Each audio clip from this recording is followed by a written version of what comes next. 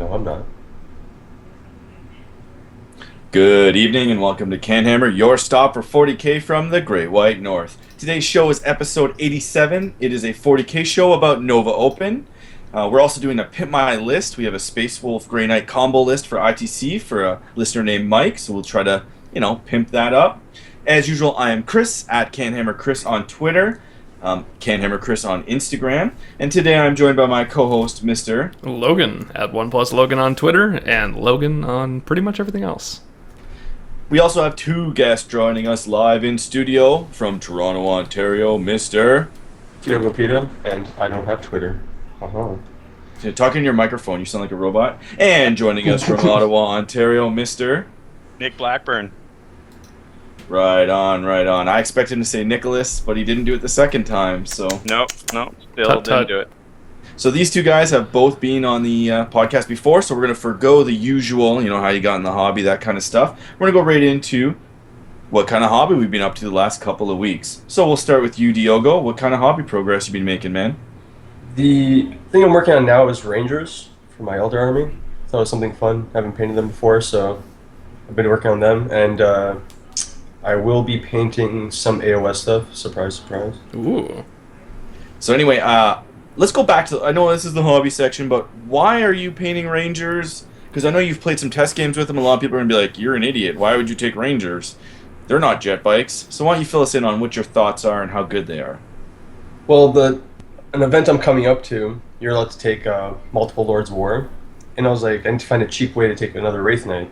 So I was like, Rangers are only 60 points. And they have Shrouded, Infiltrate. So I was like, it's not terrible. Like, they're in ruins and whatnot. So I was like, I'll give them a try. I've tried them out twice already, and so far they haven't died. So for me, they're pretty good. And they're pretty good at sniping out special weapons. So I'm going to give them a shot, see what happens. If not, we'll just go back to jet bikes.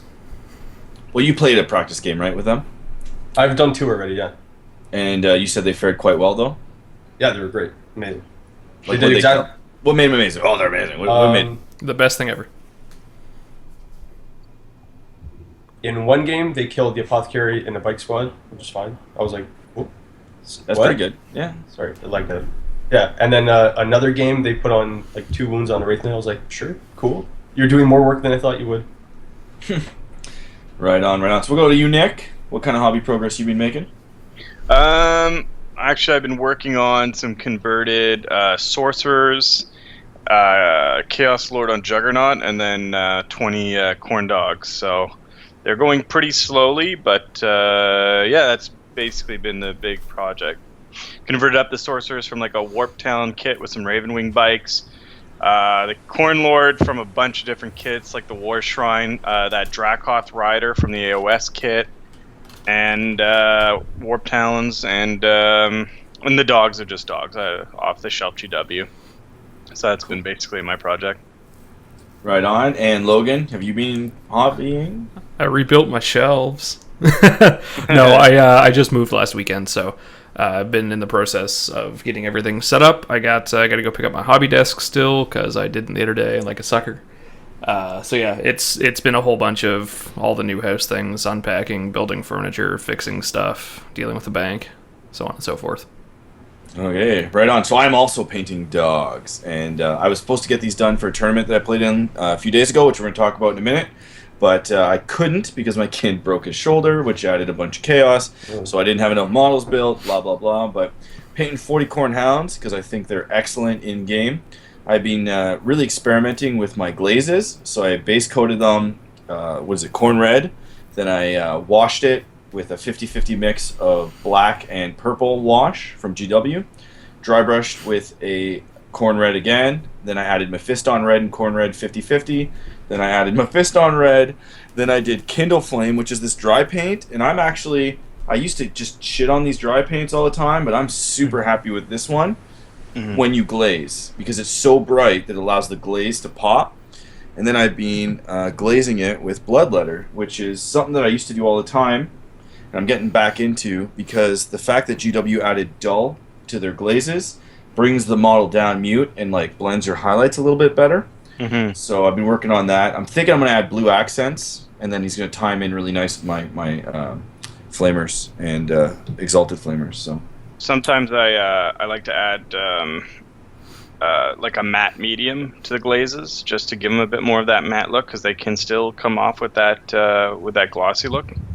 Yeah, I have done some gloss. That's a trick too. So if you have really stark, like cartoony highlights, and you're not happy with it, I actually picked this up and it works really well. It's a Tester's Create FX dull coat. Mm-hmm. Yep. This literally, like, so you paint a model and you spray prime this. Don't spray prime flock or snow or anything, but you spray bomb it with this, and it legit makes your highlights much smoother, just because it takes, I think, the shine edge off. As Nick just adds the dull coats, I guess, to his glaze. But I've done this guy; it's pretty good. But if you spray it and then bring your models inside, you'll definitely get a headache and you'll get pretty high. So I like how you smiled when you said that.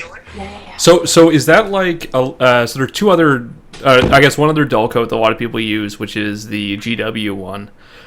So I'm looking to do dull coats on a bunch of models because it looks great in my opinion. But the problem I always hear about is these things fogging up. Have you had that problem with the tester stuff? Because I've heard of horror stories with the GW one. Not once, and I have heard of people fogging up with the Testers one. I've heard it's due to humidity. So what I personally do is I spray it out in my garage, not even outside, which is usually humid in the summertime, or not too cold, and then I bring them into my basement, put them in the basement, and then I leave, like go upstairs, maybe open a window or something, and then I did that just on purpose to control the humidity levels. It seems to work fine for me. I've also heard you could like do one model at a time or something like that, do like one unit at a time. I've heard that you can rub olive oil on the models and it gets rid of the fogging. I've also heard that you can spray it with gloss varnish, and then dull coat it again. So I've never done any of that because I've absolutely never had anything fog. Okay. Well, for me, it's not dull coat per se. It's just like the same medium a lot of paints are made up in. It's just this medium is specifically designed to be matte. It's like a Liquitex or whatever it is, probably a number of brands, and I just mix it in. It dilutes the glaze a little bit, and it takes away a bit of that gloss effect.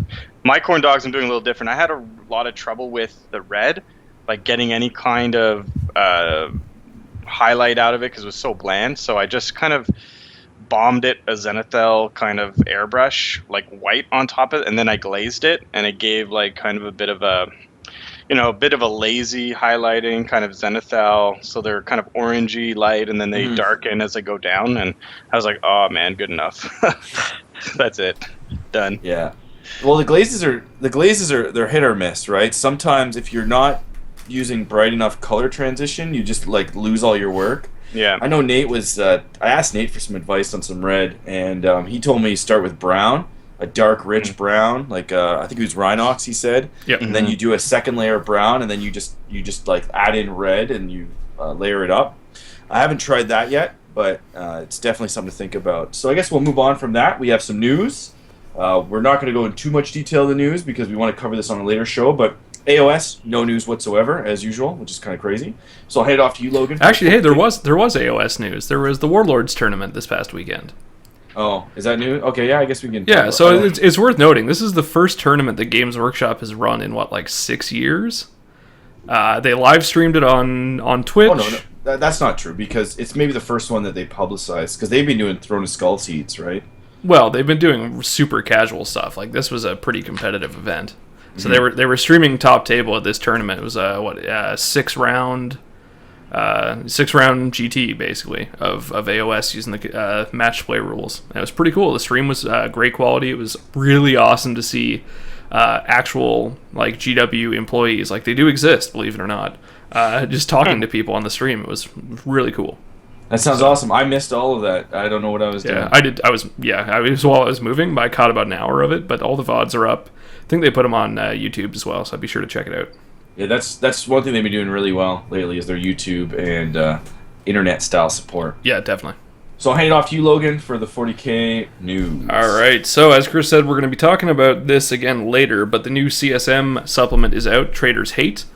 We've got a print of the Renegade Knight rules. We've got updates to the Vindicator and Predator rules, basically a duplication of the Space Marine ones.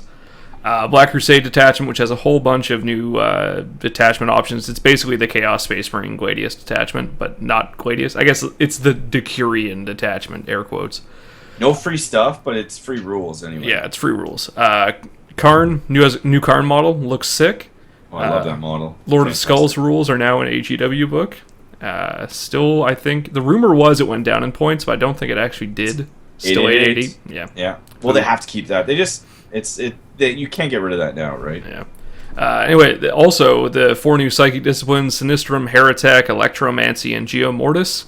Sounds like the Angels of Death powers, doesn't it? It is exact carbon copies with different names, which is both awesome and not awesome. Yeah. So let's take a break to discuss this a little bit. So like I was at first like, oh, that's just the same ones over again.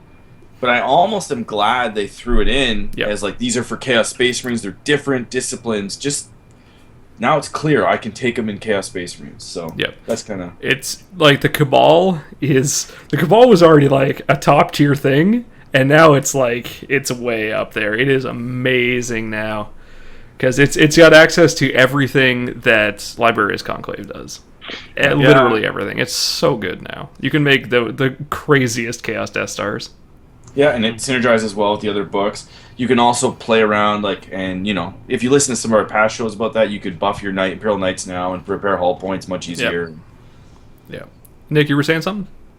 Oh, I was just going to say, maybe in the, like, if you do the 3 sorcerer list, I don't know if they're going to compete with telepathy and biomancy and stuff, but, like, the 5 sorcerer list, yeah. I didn't know there was another way to run it. 5 sorcerers is where it's at. No, 3 sorcerers. Yeah, it's a lot of points, man. That's it's the best points you can spend.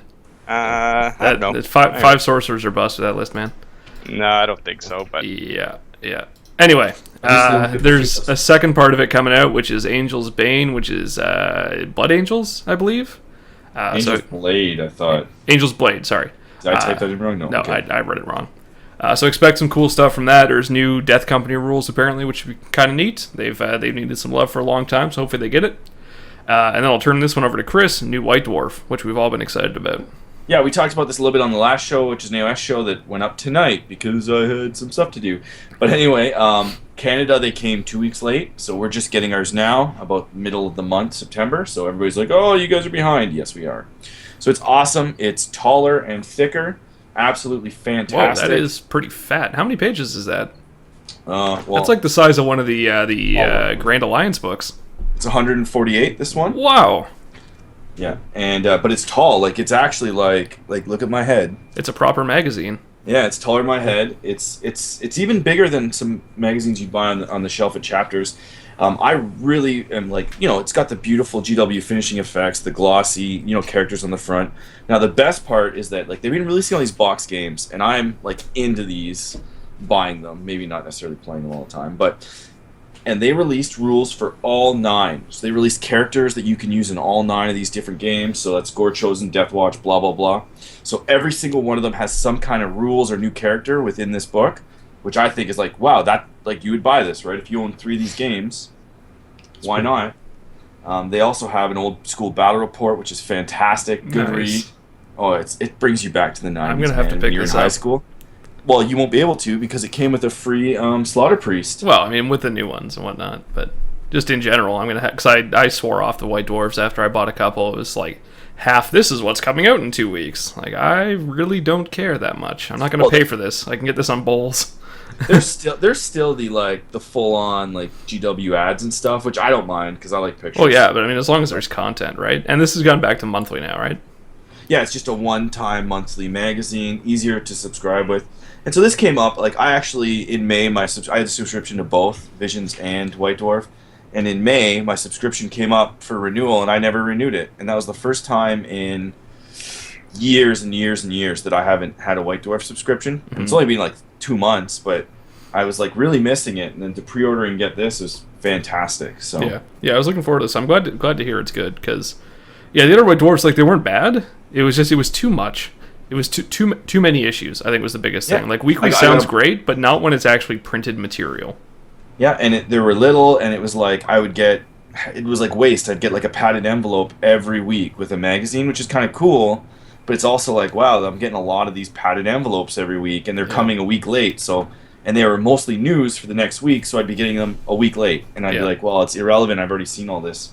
And sometimes I wouldn't even, and really I only do it for the podcast because I like having the extra rules and the formations as they come out. And if they're coming out that late, it's like, well, there's no point for me to get it. And visions you can't even use for toilet paper, man. It's terrible. Yeah, I liked the first 3 of those I got because I was like, oh, cool armies, and then it was like, yeah, I'm not reading this. it's good toilet reading. New one's absolutely fantastic. We don't have to go on the up on the old stuff, but I'd say it's worth picking up. And if you can find them, I know that the store in Montreal is at, which I'll talk about in a bit. They have one I think left or 2 with the actual figure in it. So if you're in Montreal and you're looking for the free Slaughter Priest essentially in a magazine, definitely check out that store, which we'll talk about in a minute. Nice. But other than that, I guess we'll go straight into event spotlight. I want to go through this quick because there's a lot of them coming up. First one is Quebec City Open, which is, we've talked about 2 episodes back. We had Max on, who runs that one. September 23rd, 25th in Quebec City. Will Paul and I are going there like champions to win it. So if you see us, say hi.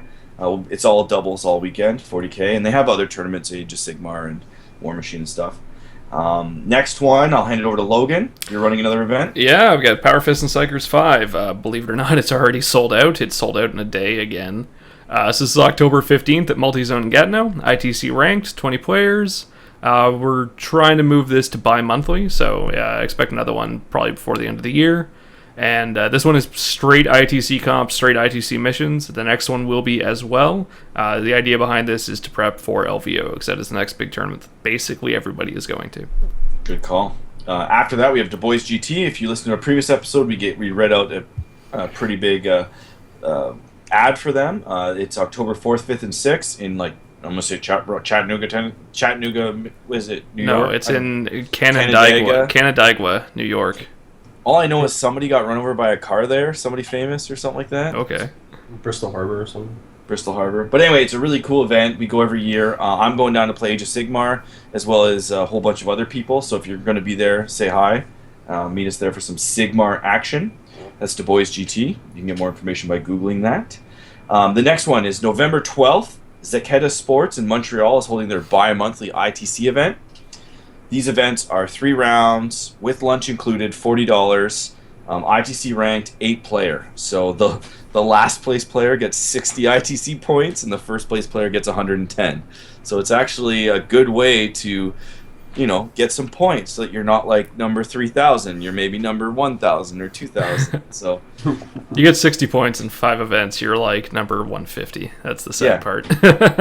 Of course, it doesn't count as a GT or a major, yeah. But it's a great way to get some practice games in for those tournaments. It's a great way to boost your score if you already have a major and a GT. Now, I went to one last weekend that I'll go through really quick. It was awesome. So you go to the store. It's a little store paintball shop with like some Warhammer in the back. Kind of cool. So it was 3 games. We ended up just round 1. I played Sergey, which is he's a Ukrainian YouTuber. His stuff's in Ukrainian.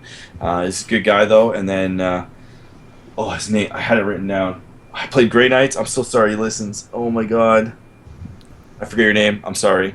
And then it was a big win to me against Grey Knights. And then I played Denis Platis with his War Convocation last round, and it was like really, really hard game. He that Warcon is so hard to deal with the Stealth Shrouded. He had 2 knights. And I made a huge mistake. I put my War Punters on the board, and I was like, I get first turn, I'm going to get first blood, and then I'm just going to win Maelstrom and say screw kill points, right? And that's all I wanted was first blood, Maelstrom, and kill points. And so I'm like, I'm going to put everything on the board. I'm going to go for it. I'm going to try to get him. I didn't get first blood, and then his retaliation, I didn't kill his Night Titans either. He killed my War Punters, and then I could never kill his Night Titans. And luckily, I won Maelstrom and tied on kill points, 8-8. Nice. Yeah, that was really tricky. So you got it's like a 6-4 win or something like that? Yeah. And the best part about it, I only won on a technicality. Do you guys want to hear what my technicality was? Oh, let's hear your Diogo. Let's hear it. He didn't know that within ruins, you get 6-inch coherency between levels. Between levels, yep. Yeah. So what I did is I had my spiders down there, jumped them, and he had his Night Titan shooting them. He had 1 Night Titan. He's like, I'm going to shoot your spiders. This one's going to go after that what was he going? He was going after something anyway that was like, well, it's a long shot, but maybe he'll kill it because he just had a battle cannon. I was like, well, it's really hard to kill a bike unit in cover with a battle cannon that's shrouded, right? But he tried, and then so his other Night Titan goes back, shoots my spiders. I'm like, I'm gonna jump, and I spread them across 3 levels and kind of like. Oh, so you can only choose one with the blast Yeah, cannon. so each weapon had to choose one spider, kind of like it was the way it was, is he couldn't see it with all the weapons. Oh, that's funny. So he was like, my missile launcher shooting that spider, my Gatling cannon shooting that spider, and nobody could see my X-Arc. Clever girl. Killed the middle one, and I won the game on that. That's Sneaky, great. sneaky fucks. Yeah, and like Yeah. he was like, no, it's 3 inches. Like you know, because he's like, I've never heard of that, and we had to get the judge looked it up. He's like, it's like there's a picture and everything. I was like, I know it's I know. There's It's a in- picture and everything. I felt kind of bad because I was like exploiting a rule he didn't know to win, but on the same token, It seems like mostly 40k though. Sounds like a sad story for Dennis. but like, now he knows, right? And he could have. I told him that after the game, I was like, you could have, because he had a unit back in cover on an objective. I'm like, you could have spread them like way the hell out in this building, and then my warp hunters like can't kill anything, right? One model at a time.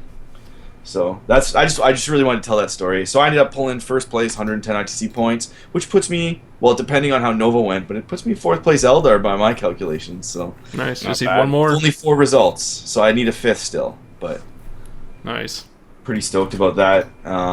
Cool. So now we're gonna take a quick break, grab some water, and we'll be right back to talk about the Nova Open.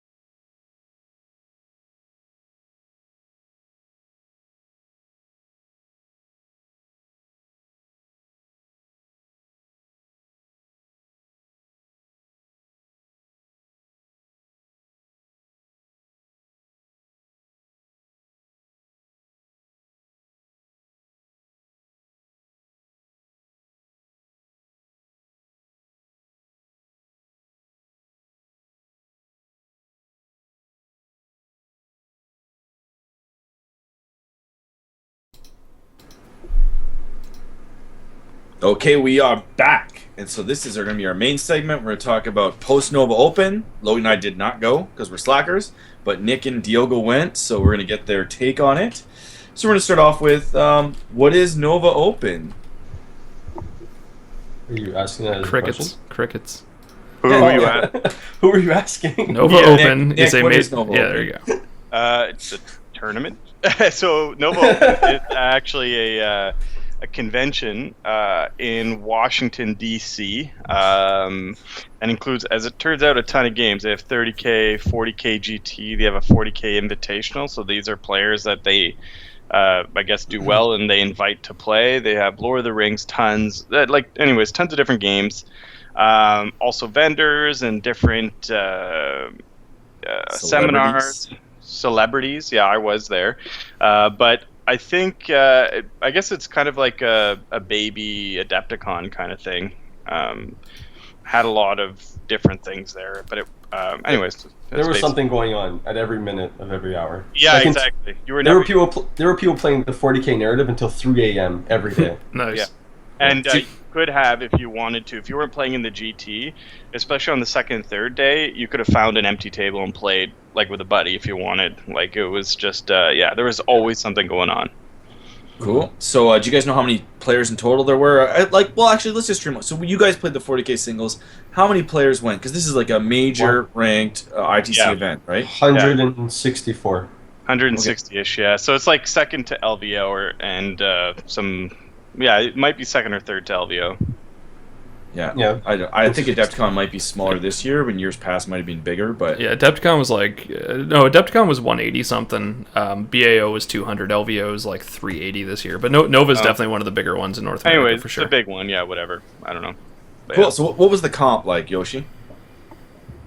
So the comp they did this year it was pretty open in the sense of it was straight rulebook, so you could do pretty much everything you wanted to. There was Come the Apocalypse. There was the only restrictions you had were detachments. You can only take 3, just like ITC. And the only rule they really comped was the D. So range D was comped like it is in ITC, but also close combat D was comped. Yeah. But other things like stomps were not comped. Yeah, some other. You could stomp out of combat? Yep. Yes, but Yes. they did comp that though. So the Oh yeah, six you could. result was a 5 in that case. Right, but you couldn't look out the 6s on stomps, right? No, Normally? straight No. out of the book stomping. So that was Ooh. painful. Yeah, it was very. It was eventful. I'll tell you that. Yeah, but if you play a lot of ITC, it was it took some getting used to. Anyways, just interesting things that they would like that D was comped and some other things weren't comped. But anyways, Yeah. I listened to a podcast with Phil Rodokanakis, who's like The head TO. head TO, and I guess he was just basically saying that tournament is basically out of the book. They're trying to, as best as they can, do it rules as written. Though they do comp some things they felt were crazy, Yeah. like And also, every table was pretty much identical, yeah, barring maybe what the terrain looked like in an aesthetic point of view. But the middle pieces were all the same, really tall, and there was no dangerous terrain on any table yeah, at all. So no, you were pretty much passable. impassable terrain. Sorry. So basically, if you had a deep striking army, you were pretty safe the whole game. Yeah, I actually appreciated that too, because you knew each game what you were walking up to. Well, yeah. Well, it's like realistically, I didn't have to move tables; it just looked the same. So I just, Yeah, exactly. Yeah.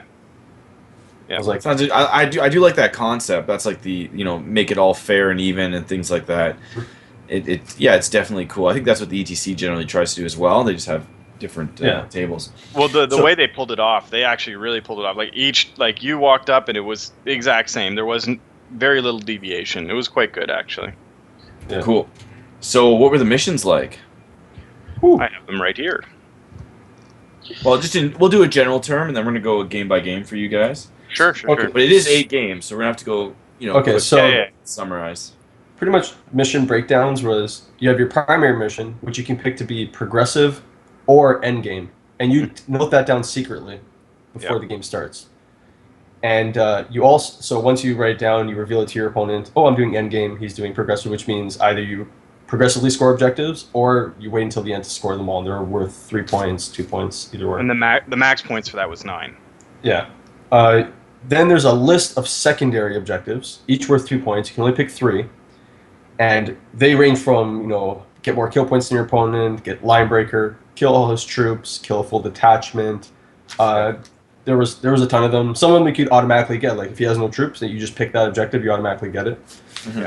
Yep. And then tertiary was if you kill an enemy unit turns 2 to 5, you get a point to a max of 4 Yeah. to add on. So they basically made it into a system where it's literally almost impossible to tie. Because even if you tie on paper, where it's 13-13, then it goes down to victory points.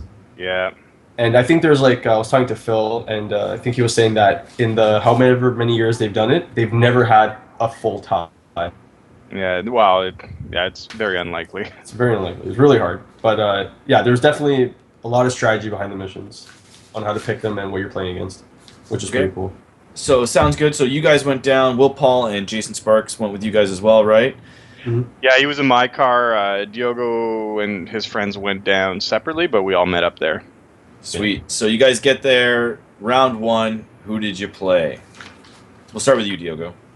So I played Kelsey Haley, and he played the 3 Imperial Knight unit, and then backed up by a Libby Conclave, joined to it's a spaceful formation that basically lets them negate the first wound. They get to reroll the dice to see who goes first, and yeah, that's when I learned about a 6 can't be looked out, sir, on stomps. Yeah. So you guys ran. So sorry, Diogo. You ran. What was your list? I ran the Barkstar, so 60 Phoenician Wolves, a Libby Conclave, Azrael, Samuel, a Chaplain, and then 2 units of Scouts, and then I had a unit of 5 Black Knights because I had points to spare over. And yeah, it was a great game. I got the spells I wanted to up against his knight. Like I got Misfortune, and the only spells I didn't get were Veil, which is horrible, and Invis, which kind of screwed me. But yeah, it was essentially I ran to the middle, we fought combat for 3 turns, and then he eventually started rolling a lot of 6s, and I'm like, yep, this is good. And then my whole unit disappeared, and he won. So that like lance of 3 knights in 1 unit fully buffed, like it just did it do more damage than you thought, or was it like did it catch you off guard, or? Well, he got is it Shifting Worldscape? So he Yeah. picked the piece of terrain in the middle, moved it out of the way, which my guys had to disembark off of because they were too close into the middle of it. So my guys were nice and clumped. Then he charged in, and he charged in such a way where he wasn't getting to the Libbies or the Chaplain and whatnot. And then he just would roll his stomps. He would get, I think first round he got like 3 per guy, and I only had a 4-up save on the dog, so he was just like removing models nonstop. Yeah. And on the second turn, he managed to. I failed hit and run the first time, and then on the second turn, he sniped out Sammy, so I could never leave. And I basically sat there watching him stomp every turn, which was brutal. But That it was is great. brutal. But it was a great guy. Don't get me wrong. But I was like, well, that's a good way to start off the day. Yep. So you lost big. I didn't lose big actually. I ended up walking away with 10 points. Not bad. Out of what, 20 or? Out of the 20, out of the maximum of 19, I think it is, or maximum of 24 or something like that. It's not terrible. So Nick, what was in your list? So I ran the Cabal with 3 sorcerers, 2 with Force Axes, 1 with a Force Staff, and then they're on bikes with the Spell Familiars and whatever, with a KDK detachment that had a Corn Lord on Juggernaut with a Power Fist, 14 dogs, the requisite unit of cultists, and then I think it was a CAD of demons with Chad Fateweaver, level 3 Herald with the book on disc, 8 Screamers, and 2 units of 11 Horrors. It's a lot of powers, man. Yeah, I had 20 dice, so I didn't have like a lot of trouble denying powers that tournament. One thing I would recommend is practice your list a bit before you go and the missions, because it was a bit of a shock. So when I came up to my first game, so one, I had never played the Cabal before. I kind of just like frantically put them together before the tournament, wanted to try something new. And I walk up to the table, meet this nice guy. His name's Tyler DeVries. And we go chatting. I'm like, oh, man, how long you been here? He's like, I was here yesterday in the Invitational. And I didn't really know much about it. I was like, Invitational, that's like the 20 good players invite. He's like, yeah. I was like, oh, man, how'd you do? He's like, I got 3rd. I was like, uh-oh. That's immediately when I thought I might be in trouble. And because I walked up, and before that I saw his list. He had the Scalpel Squadron, which is a Dark Eldar formation with 2 Vipers and Mandrakes or whatever. They get to Venoms or whatever, and they deep strike. And Hinsa and what are they called? They're not mandrakes. They're not mandrakes. Whatever they are. He's got stuff in a formation that deep strikes turn 1. You'll learn how I did at the end of the tournament.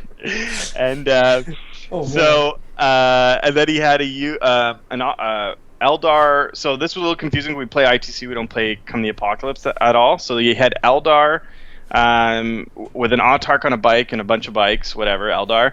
And then he had the Demon Screamer formation with the 9 units of 3 Screamers and the Herald on a disc with Paradox. Anyway, so I walk up and I thought that was a fairly interesting list. You know, I was like, before I heard of all this invitational stuff, I was like, I guess maybe this guy's just putting together what he had. Well, no, that wasn't exactly the case. So I made the mistake of choosing endgame objectives against him, and I actually kind of played exactly into his list design because he won the roll off, made me go first, then he deployed nothing on the table. So basically, for 3 turns, as he got to with the Autarch, he got to kind of basically choose who comes in and whatever else. I'm just kind of running around doing nothing, and because I have endgame objectives, I can't really score at this point regardless. I can't score kill points, I can't score anything. Had I chose progressive, I would have had to have forced him to be on the table.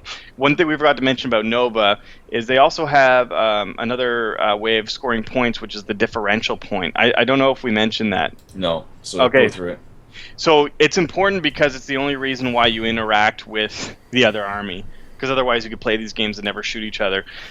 So basically what happens is at the end of the game, say Logan and I play, I get 14, he gets 16. Well, that difference is added to Logan's score, which would make it 18 to 14. And Phil mentioned that that was actually to entice people to actually play, because they found in earlier years that people could just not shoot at each other and score their points and shake hands and get on to the next game.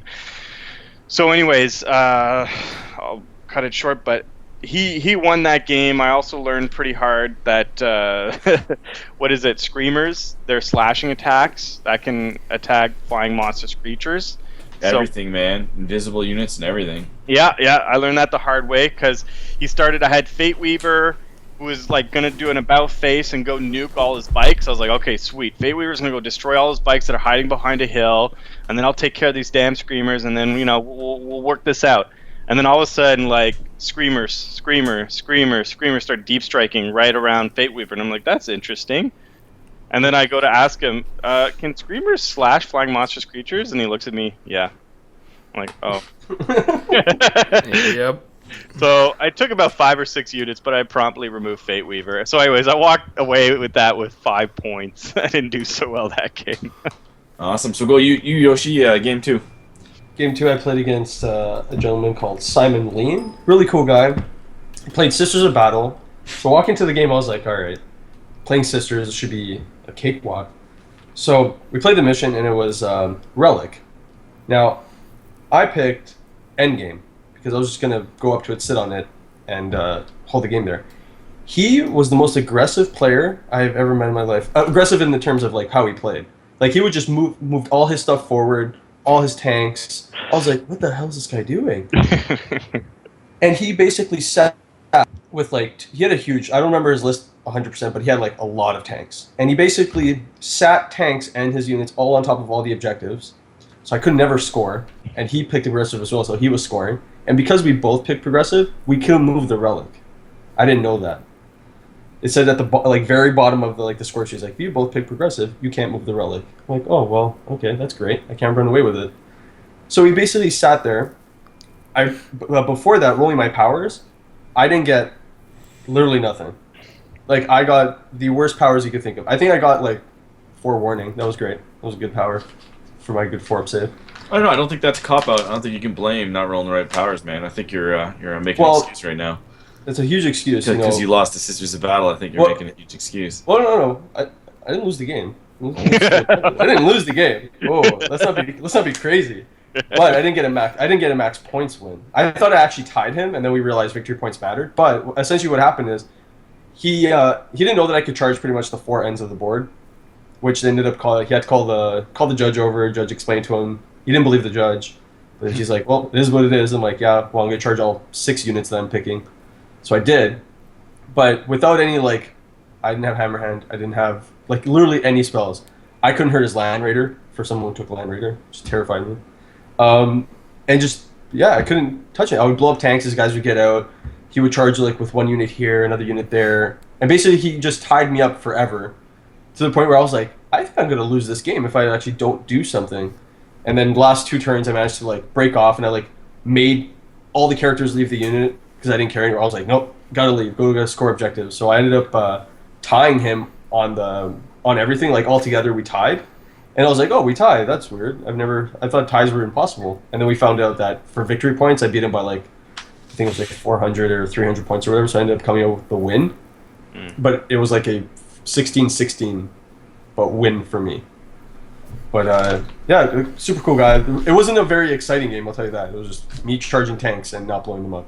Yeah, that happens. Sisters of Battle did a number on your Bark Star. He took 15, what are they called? Death Cult Assassins. Oh, yeah. That charged me and killed 27 dogs. Yeah, those things do a ton of damage. People underestimate the combat potential of that unit. Well, he had rad grenades, so I was T3. Yep. He had something that made him +1 strength, so I was like, that's good, excellent. And then he rolled his psychotrope grenades, and I fought myself. Yep. I was like, what the god? Yep. That's what those do. It happens again, but that's in a different round. But yeah. Cool. So we'll move on. Oh, sorry. Keep going. No, but yeah. So that was a close game. I won by merit of a few points. That's great. Nick, your game 2. Game 2. You'll have to excuse me. At one point, I wanted to keep all the lists and names, but at one point my book got taken from me with all the lists, so I'm going from memory here. I played Kevin McDermott, who played Eldar and Space Wolves. So essentially, he had the Scat Hatch Rate Knight. I don't think it was a Flamer guy. I think it was Melta guy. A unit of Wolf Lord with a bunch of Thunderwolf guys, some Dark Reapers, a bunch of Rangers, some jet bikes, a good mix of stuff. I think some spiders, can't remember. So this is a Hammer and Anvil mission, and at this point, this is game 2 playing the Cabal with for me, and I was like, okay, well, end game scoring didn't work too much for me last game. Let's do progressive. So I choose progressive. He rolls to go first turn, and so he deploys everything on the board. And I thought, well, I'm progressive. I got this star. I don't want to have everything in reserves because it's bitten me in the butt before where things don't come on until turn 4. So I thought, you know what? I got a big enough star. I can afford a couple of dogs dying, a couple of wounds on the Lord turn 1, to be able to start threatening crap and putting up buffs and whatever else. So 2 units of horrors go on my 2 objectives in my back end, and then the dog star, and then I learn why you should practice your list. So put my stuff up, and I'm ready. Okay, good. Shooting starts, and Eldar shooting kind of sucks if you're on the other side, and You're so not he starts. Eldar. Yeah, when you're not Eldar shooting really sucks. Apparently I really suck at 40k too. So he starts shooting and I start pulling off dogs. Okay, no problem, not a big deal. Starts hitting sorcerers. I was like, okay, no problem. Look out, sir. He's like, okay, well that'll look out, sir, to the next sorcerer. And I'm like, I thought it was whatever model I choose within 6 inches. He's like, I think it's the nearest model within 6 inches.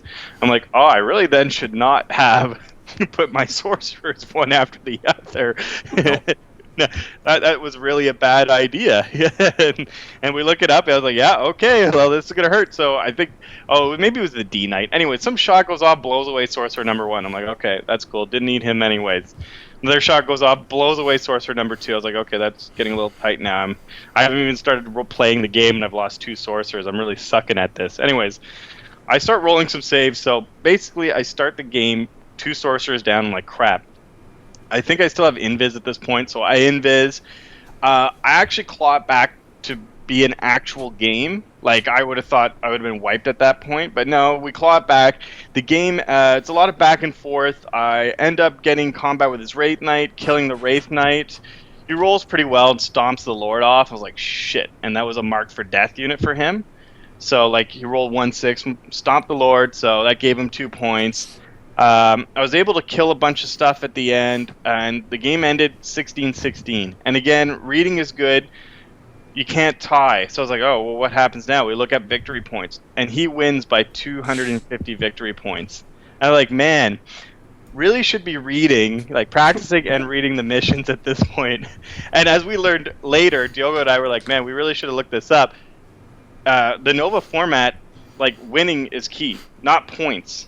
Winning. Yeah. So if you that's win ICC too. That's ICC as well. Yeah, if you win by 1 point, that's better than like having 25 points. Anyway, so I lose that game by 250 points. I'm like, all right. Oh, and then immediately after the game ends, I'm going to announce this in the podcast.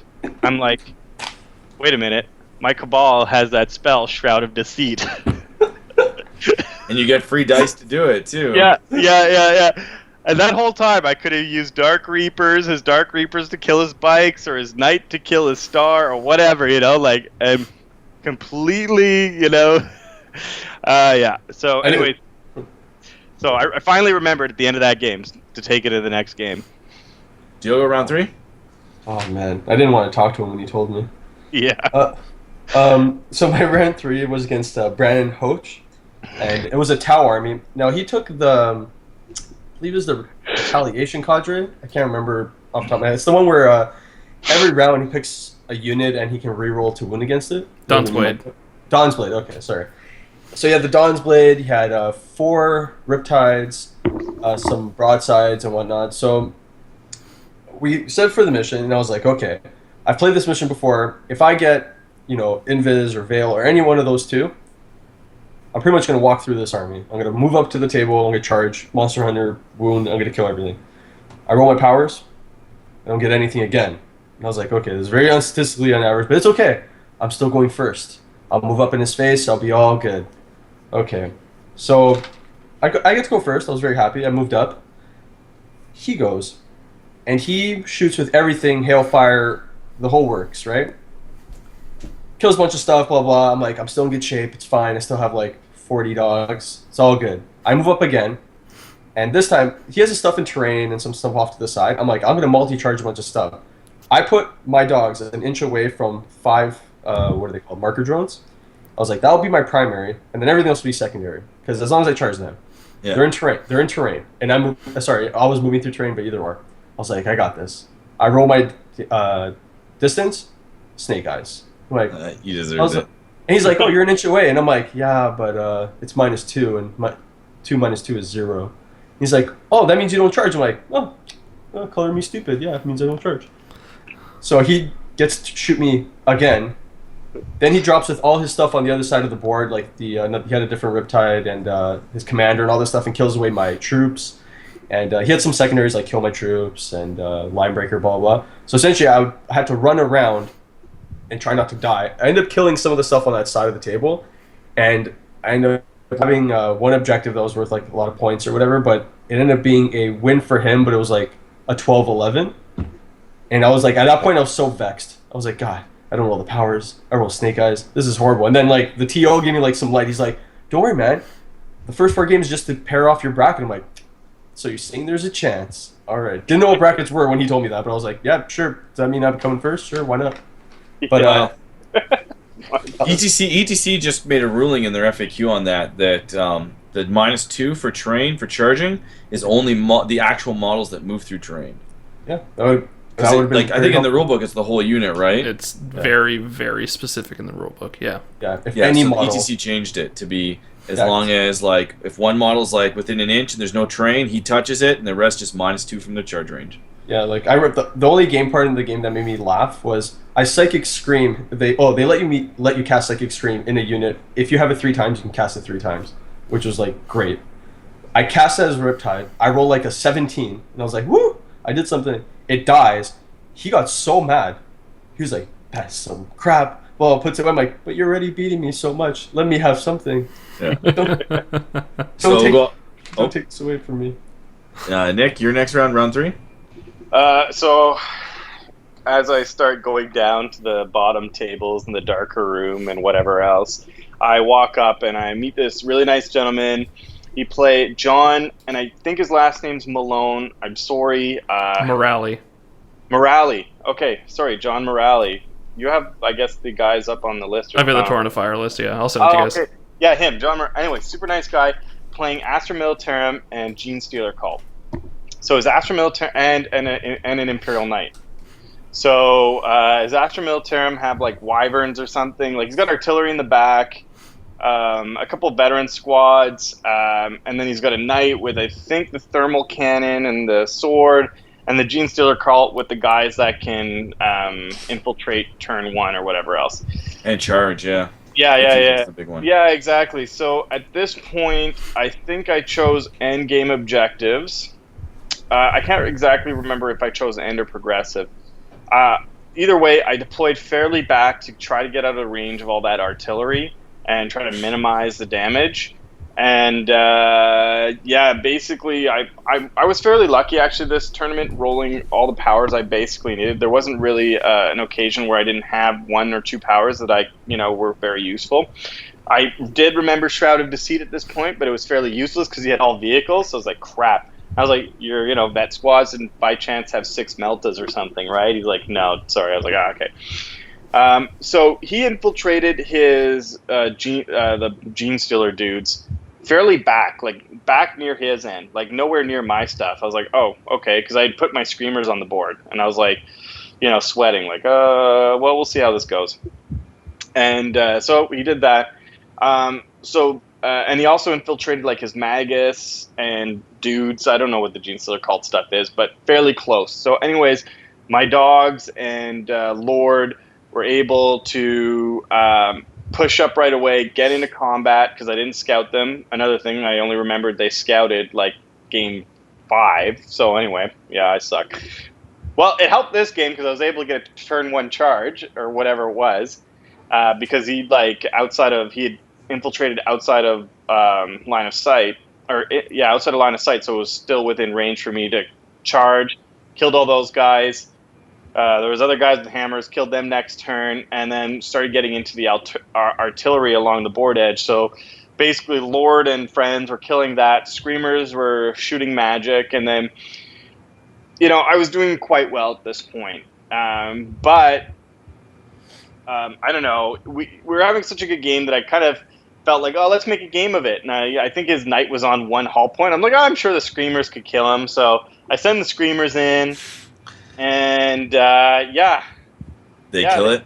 No, not at all. And then he's like, surprise. okay. I'm like, and I'm like, and I think he was going to move on. I was like, no, man, you have your stomps. He's like, oh, yeah. He doesn't get to play too often, so he rolls 3 stomps. I was like, that's a thing. 6 and 6 or something. So anyways, I lose like 5 screamers and a herald. Like I'm like, oh, that's really bad. That's really bad. Yeah. I'm like, Some would say. I'm snatching defeat from the jaws of victory at this point. So like screamers blow up, they're gone, and then that knight is looking at all my weak troops in the backfield, holding my endgame objectives, and he's like staring them down. He's like, oh, maybe he's gonna go down there and kill them. And at this point, like my other crap is on the other side of the board. I'm like, holy crap! Like I'm gonna lose this game because I YOLO'd it. So then I'm like, oh shit, Invis Fate Weaver drops behind the knight and just like psychic bombs him. Like, okay, so D weapon, I hit and I think he saves it or something. Anyways, pull off a couple of hull points, and then like last ditch effort, I'm like, I have no more psychic spells. That knight is gonna go kill my shit. I'm gonna lose this game because I did something really stupid. And then actually I dropped a burning chariot, shooting for burning chariot. Yes. He gets three shots, boom, blows up the knight, blows up the burning chariot. But I'm like, at this point, I don't really care. I'm like, thank God I got rid of that stupid knight because most of his stuff was dead. But then Fady ate it by like the big Gene Stealer guy charged Fady, and at that point I didn't really care because Fady did his job and I'd like killed everything else. And so at that, John was like, okay, man. I think we played the game through, but then I max pointed that game, and he still got some points and stuff too. But it was a really, really fun game. It's good to hear. Yeah. So this is that's round 3, right?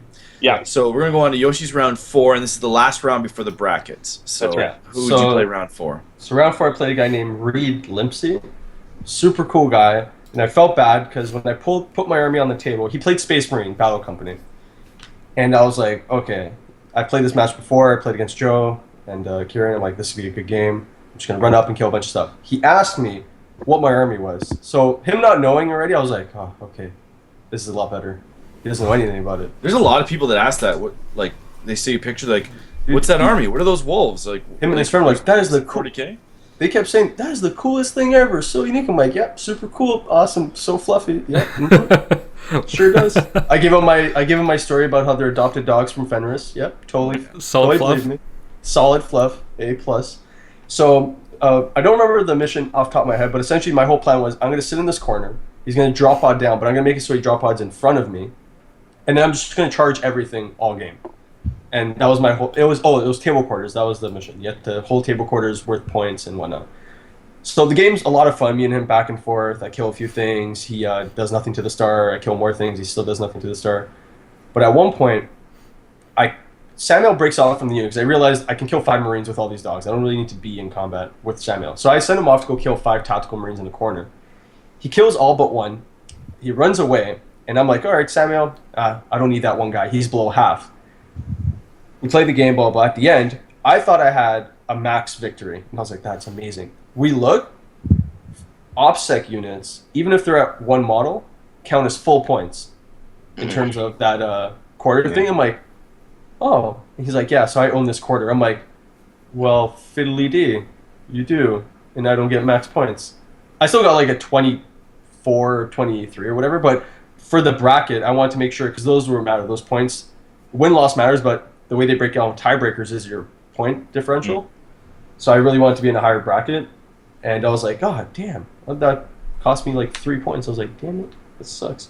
But great game, awesome guy. It was just him not knowing the army and me just multi-charging everything and fighting little 5-man tactical squads everywhere. Great guy. He loved the game. He was having a great time. It was just, yeah, it is what it is. Cool. Nothing, so we'll talk about the brackets after the game. So Nick, your game 4. Oh, so game 4. Then I think I learned about the brackets at this point, so I thought, okay, well, if I can get a win here, then, I'm not in half bad position. I walk up the table and it's Battle Company, and I hate playing Battle. I'd rather play against Eldar than play against Battle Company. I agree 100%. They're way worse to play against than Eldar. In my opinion. Anyway, so his name is Anthony Fitzgerald, and he played like a bunch of draw pods. There was a dreadnought in there, some land speeders, and a formation of whirlwinds that if a specific land speeder was within 18 inches, they got unlimited range. Yeah. So it's like, that's pretty balls, because I don't want those like killing my crap. So I think he went for endgame, or no, he went for progressive. I went for endgame because I figured my stuff could last longer, and I could put break off at the end and put more points in table quarters than he can. Whether that logic sound or not, I don't know. It's Battle Company. There's not much I can do. He's going to get all his points regardless, so I just got to kind of figure out how I can get my points. So I went endgame. He did what he did. So turn 1, my Screamers, he got turn 1. I deployed my Screamers in an L shape along the board edge to get so that it was impossible for his land speeder to get within 18 inches that he needed for that artillery formation. And then I also put on the other end, my dogs with all my guys, but 2 inches apart, and I figured, again, like, if I get some losses, what's going to happen? His stuff starts dropping down. He's got, obviously, the Grav, Devastators, whatever. He enacts a tactical doctrine, starts putting bullets into dogs, but lucky, I started putting Sorcerers and Lord up front and started tanking some wounds. So Lord was able to tank some wounds with his 3+, 5+ invulnerable. Sorcerers were able to tank some wounds, lost a couple of dogs, but really for that kind of alpha strike of all his pods coming down wasn't so big a deal. The bigger issue now was getting rid of all these armor value 12 pods. Left side of the board is my Screamers. They're like dealing with what dropped down there, like eating the Marines there, trying to kill the pods there, and then what he did, which I think was a bit of a mistake, he potted all his crap around my Dog Star. And I was like, okay. He figured that if he did his tactical doctrines enough shots, he'd kill it all. Except he didn't, because my turn hit and I was able to put all my powers, so they were like untouchable, and I was able to multi-charge. And so I was able to kill his TAC Marines, but I was still having problems with pods. But for me, endgame objectives are only with 50 points, so it's not that big of a deal. One little issue in the game, not such an issue, but so he outflanks. My Screamers are in the corner dealing with crap. He's got a pod like north of them, and he outflanks a Rhino and basically tells me that the Rhino's going to come on, tank, shock, or whatever my Screamers, and he's going to run over 3 Screamers and the Herald. And I was like, okay, not that I don't believe you, but I've never had this happen. He's like, and he's trying to explain to me, well, this guy is going to move here, this guy's going to move here, and there's no way they can maintain coherency, so they die. I was like, well, I'm going to get a judge to mediate this. If you're right, no problem at all. But I'd rather a judge mediate that because I'm unfamiliar with it. So Phil Rhodokanakis comes over, looks at him and says, well, I'm going to be honest. Theoretically, stuff like that's possible, but it's very, very hard to pull off. And he said something about, in the rules it says, whilst maintaining coherency. Yep. Anyway, so what that meant was, as long as I maintained coherency throughout the move, I was okay. So basically Phil's thing was, I'm not going to argue it too much. I'm just going to say that you probably can't do it the way you're doing there. So anyways, he spends a couple more minutes thinking about whether he can do it and decides, screw it, I'll outflank the other way. I was like, okay, yeah, let's make a game of it.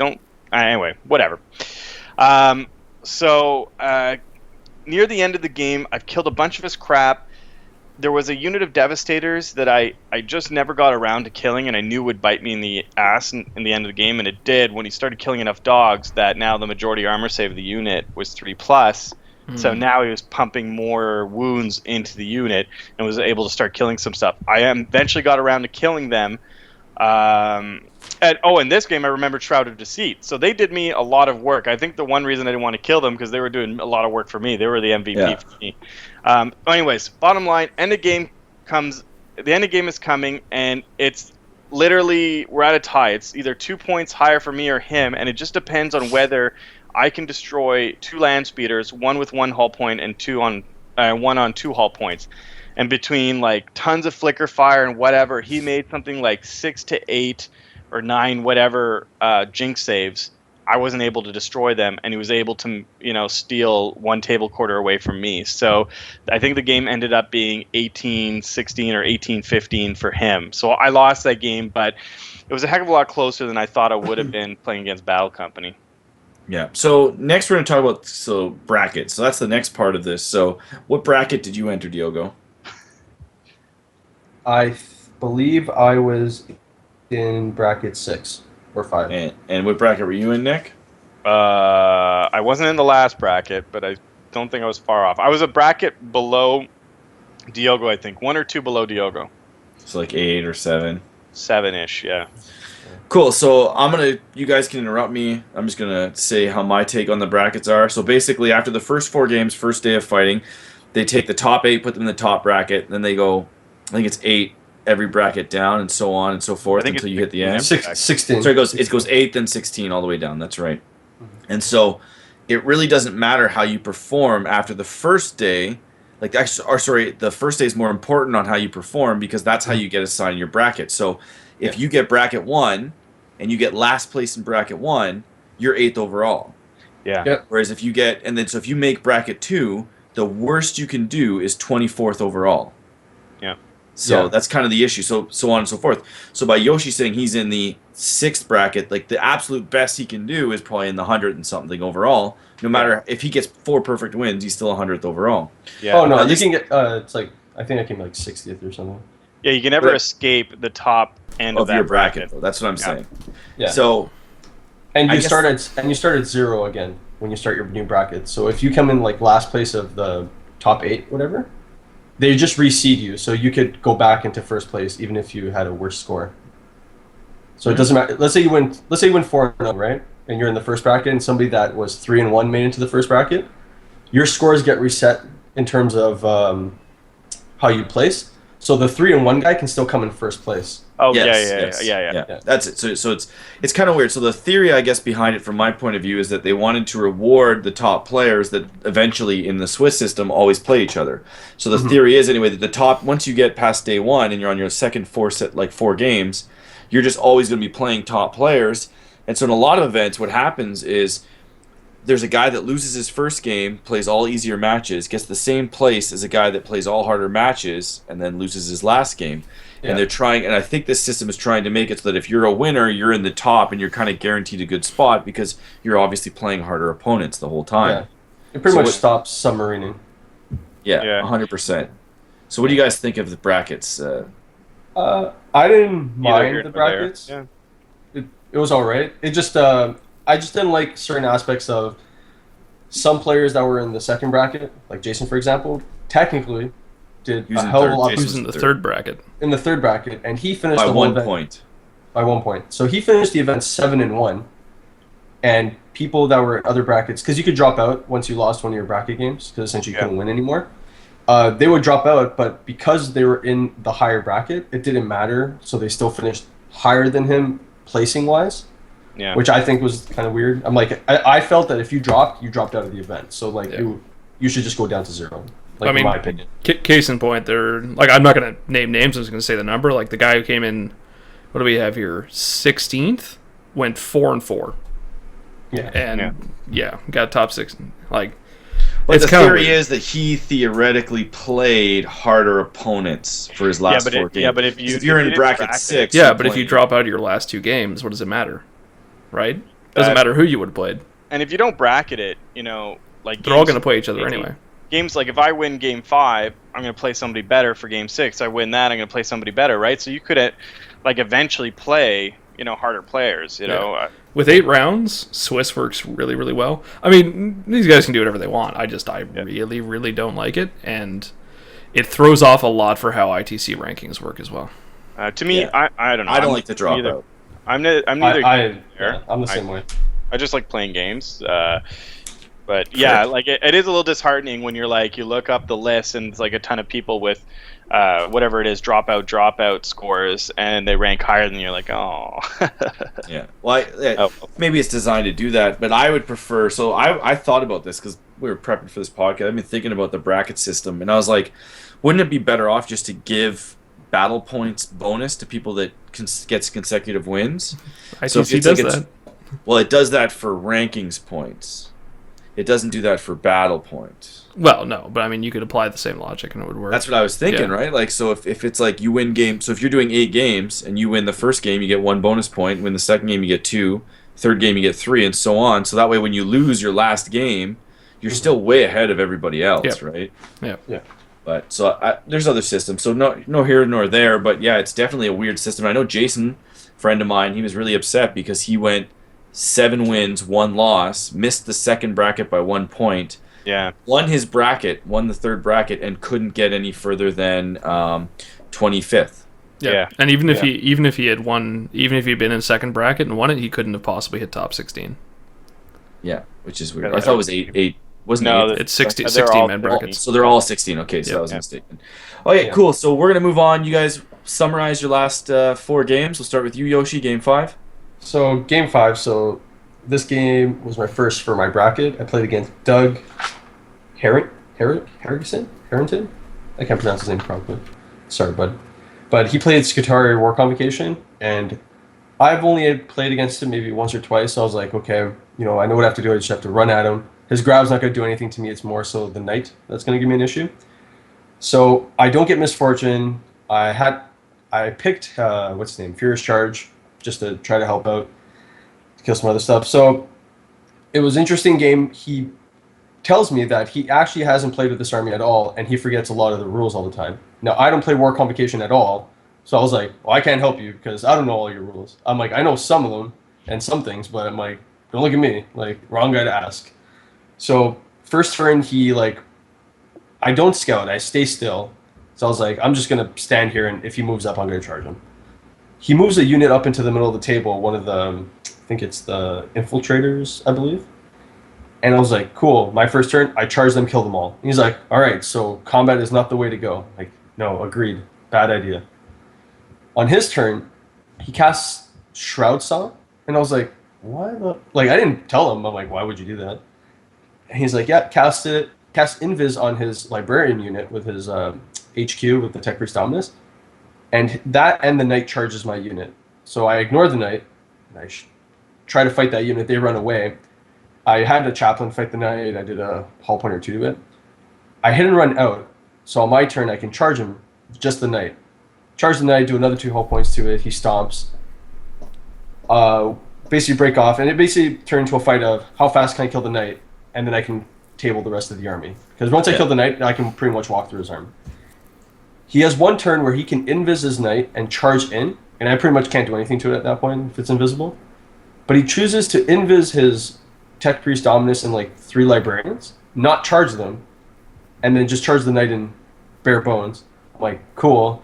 I fight his knight, I blow it up. I'm like, all right, my turn. I charge his whole army. Like I spread out, charge everything. All he had left on the table at the end of the game was the other Ruststalkers. What are they called? Infiltrators? Infiltrators, yeah. There's the other one too. What's the other one? Ruststalkers. Okay, so the Ruststalkers. Ruststalkers, infiltrators, yeah. Yeah, I think he had the Ruststalkers I killed first. The Infiltrators were in my backfield, and yeah, it was. I just charged a bunch of stuff. He tried to hide one of his Mark for Death units for quite a while, but he also asked. He's like, "Can you charge this unit in this corner and also charge in the other corner?" I'm like, "Yep." Just have to keep coherency. He's like, "How do you do that?" I'm like, "Well, I don't move these guys in the middle, and I'm in coherency." Yeah. He's like, "Oh, wow, so you can charge everything." I'm like, "Theoretically, yes," and that's what I'm doing. Yep. And I did try, and I did. So well, it was once I was playing with this army, like I hadn't had that. I had Capital City that I played with it, and I was like, and this was totally different with like how to try to avoid stomps, and I saw a few things I did wrong, but I was very happy to get a win on my my first bracket game. So I was like, okay, I'm in good shape for next round. I'll play somebody else. But yeah, sounds good. So Nick, your game 5. All right, so game 5, I walk up and I'm playing against Chris Spinney. Super nice guy. He was playing a small unit of Dark Eldar, basically for the Archon with the Webway portal and the Wraith Host formation. Okay. So I was a little nervous. I was like, oh, those deflamers are gonna suck, whatever else. So I asked, okay, which unit has the deflamers? And he's like, none of them. No, yeah. So I was like, I thought I had stuttered. I was like, no, the flamers that are D. So like, no, these 2 are D cannons and these are Wraith blades. And I'm like, okay.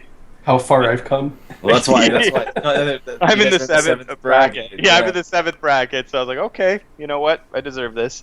And he's playing the Flamer Scat Hatch Wraith Knight. I was like, okay, he's not completely worthless. But I'm gonna tell you, against my list with not a lot of like AP3 stuff, toughness 6, 3+ armor models aren't trivial to get rid of. And some mistakes, like if I do something wrong and they D something off, like that could be an issue, right? So, anyways, it's a hammer and anvil. I choose endgame objectives. I figure I'll be able to like outlast. I just gotta focus on killing his stuff. I was a little tentative at first, keeping out of the range of that Scat Hatch because I know he's got some movement shenanigans. I don't know specifically what he can do, but I just know that Hellstorm template is crazy big. So I just gotta get out of there, and then once I get all my buffs up in Invis, I'm not too worried. And so while the game basically goes as you would imagine, I kind of pick off the weaker units, do some summoning, get rid of the Dark Eldar crap. Fadey's going around sniping people, doing what Fadey does. He's, the usual. He even asked me, like, are you going to do that cool Cabal spell on any of my guys? And I look, well, there's not really anything that, the D-Cannon guys were out of line of sight, so, like, and they're not really in line, like, they're not really within range of anything. So anyways, I just kind of take it easy, kind of pick off the guys one at a time. I bait his Wraith Knight to come in. He decides he's just going to flame, like, a handful of horrors, because that's all I think he'd basically brought up the Wraith Knight to kill something trivial, but it meant that I would be within charge range. And all my dudes had rolled, like, Iron Arm and Warp Speed, and they all had Force. And so, and I had Hammer Hand, like, literally all the spells. So I'm like, Super Saiyan sorcerers, they charge in, and unfortunately though, I roll like a loser and I don't kill the Wraith Knight, he's on 1 wound, and that's like that for 2 turns.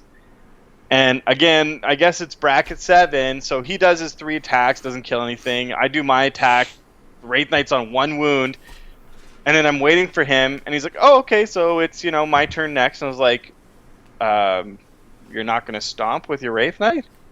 And he's like, can Wraith Knight stomp?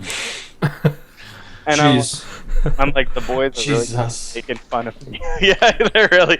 I was like, yeah, they can. They're gargantuans, blah blah. So he does it, and nobody told him that the whole game. That's the worst part. Yeah, nobody. So we're game 5, right? And he still doesn't know this, and I feel pretty bad. Like I can't not tell him that he. But I guess I'm rewarded by nothing significant happens with his stomps, right? I think at some point he stomps out a sorcerer. But at that point he's on 1 wound left, punk the Wraith Knight, and the end of the game is I kill every model, like I table him, so I get max points. So it was still a good game. I don't think I was ever too concerned about that game. I just knew where the threats were, and had to be careful that stray D shot didn't put a wrench in my plans, but somebody walking to the table with Wraith Blades that are... Oh, he had some Wave Serpents too, but Wraith Blades that are walking, you're like, Bracket 7, move on to you, Yoshi, round 6. Alright, so round 6 I played Warren Bourne. And Werner Born. Werner Bourne, sure. I spelled it wrong on my paper. I put an O. He was playing the Iron Star, so the Feel No Pain Star, so it's basically a Fist of Medusa Strike Force with Chapter Master with Organs Chain. And he was the only person out of 164 people that ran 2 Librarius Conclaves, which I thought was interesting. I was like, wow, I might get a few spells off, but, we'll see what happens. So this game, I'm like in my head, I've played this matchup literally 3,000 times. Because I only play against Devin, a buddy of mine that came down with me, and he only plays that army, and it's the army he brought to Nova. So I'm like, I've played this a million times. I know exactly how this goes and what I have to do. So I roll my powers. Tiggy alone got me Veil, Invis, and I think he got me Hammerhand. I was like, wow. I was like, all right, I don't need to roll anything else. I roll my next guy, and he gets like Sanctuary and Misfortune. I'm like, all right. I ended up rolling I think for the first time on some random tree. I was like, I'll just pick a random one. I'll roll on this one, Pyromancy. Pyromancy, yeah. I rolled on something. He's like, what did you get? I'm like, I wrote down garbage because I don't know what it is. Yeah. Half my powers, if I didn't know what it was, I just wrote none. I don't know. He's like, you're gonna look it up. I'm like, I don't care. I'm not gonna cast it. If I have those 3 that I need. That's all that matters. I'm like, I have all the power I need. So, but in that game, I was like, I need to go second against him because I cannot go first. If I go first, it's gonna be very hard for me to win because he's offset with pretty much everything. He'll just score late game. Blah blah blah. He wins the roll off, and I'm like, I hope he doesn't know that. He's like, you can deploy first. I'm like, God damn it. So I deploy first. I line up across the board. And I'm like, okay, I'm going to try to pin him in a corner so he can't be on the objectives. He does exactly that. He deploys in a corner with his star. And I was like, okay. I scout up my Black Knights to one side of the corner of the table. I'm like, so if your Marines come on there, I'm going to kill him with Black Knight. So I know you're not going to put him there. I move up. His turn. I cast some powers. Nothing crazy. His turn. I thought he was going to charge me with all the power fists and blah, blah, blah. He moves back to his corner. I was like, what the hell is this guy doing? Is he gonna let me trap him in a corner? He can't go through me. So I was like, okay. So he does that. He doesn't even use the orbital strike. So I was like, all right, Azrael's safe for a turn. I move up. So this turn I cast Invis and all this jazz, and I'm like, I think I'm gonna be able to charge him. I was just a little bit out, so I was like, okay. Turn 2, I do nothing again. Turn 3, more of his stuff comes on, but he's putting all his stuff that's coming on in his corner. So I was very confused. I was like, okay, maybe he's just trying to go for a tie or, I don't know what he's trying to do. His turn, he moves up with the star. I'm like, ooh, we're going to get combat. And he goes, I'm going to channel with one of my librarians. Now he picks, I don't know, Joe Blow librarian. And in my head, I'm like, okay, he channels with that guy. In their FAQ, it says, if you channel with a librarian, no other librarian within 12 can cast. So I was like, sweet. So he's like, I'll cast Invis. I'm like, yep, sure you will. And then he casts another spell. And it was some random spell. It was probably, I think it was Hammerhand. I was like, I'll try to stop that. So I roll all my dice at it. Then he goes, okay, now in this librarian, in this formation, I'm going to cast Null Zone. I was like, but you can't because you already casted it and blah, blah, blah.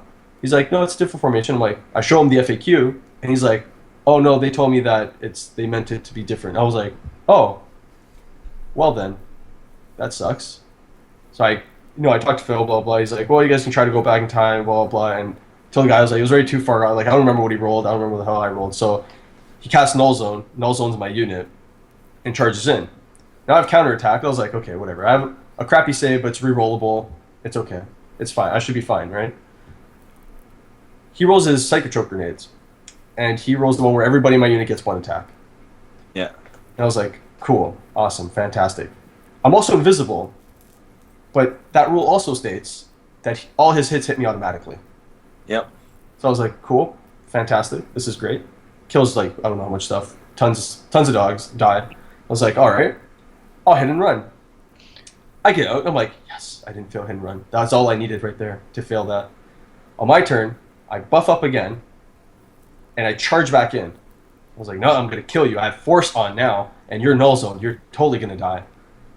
Nope. He rolls Psychotrope grenades. Now he rolls the one where I fight myself if I fail initiative test.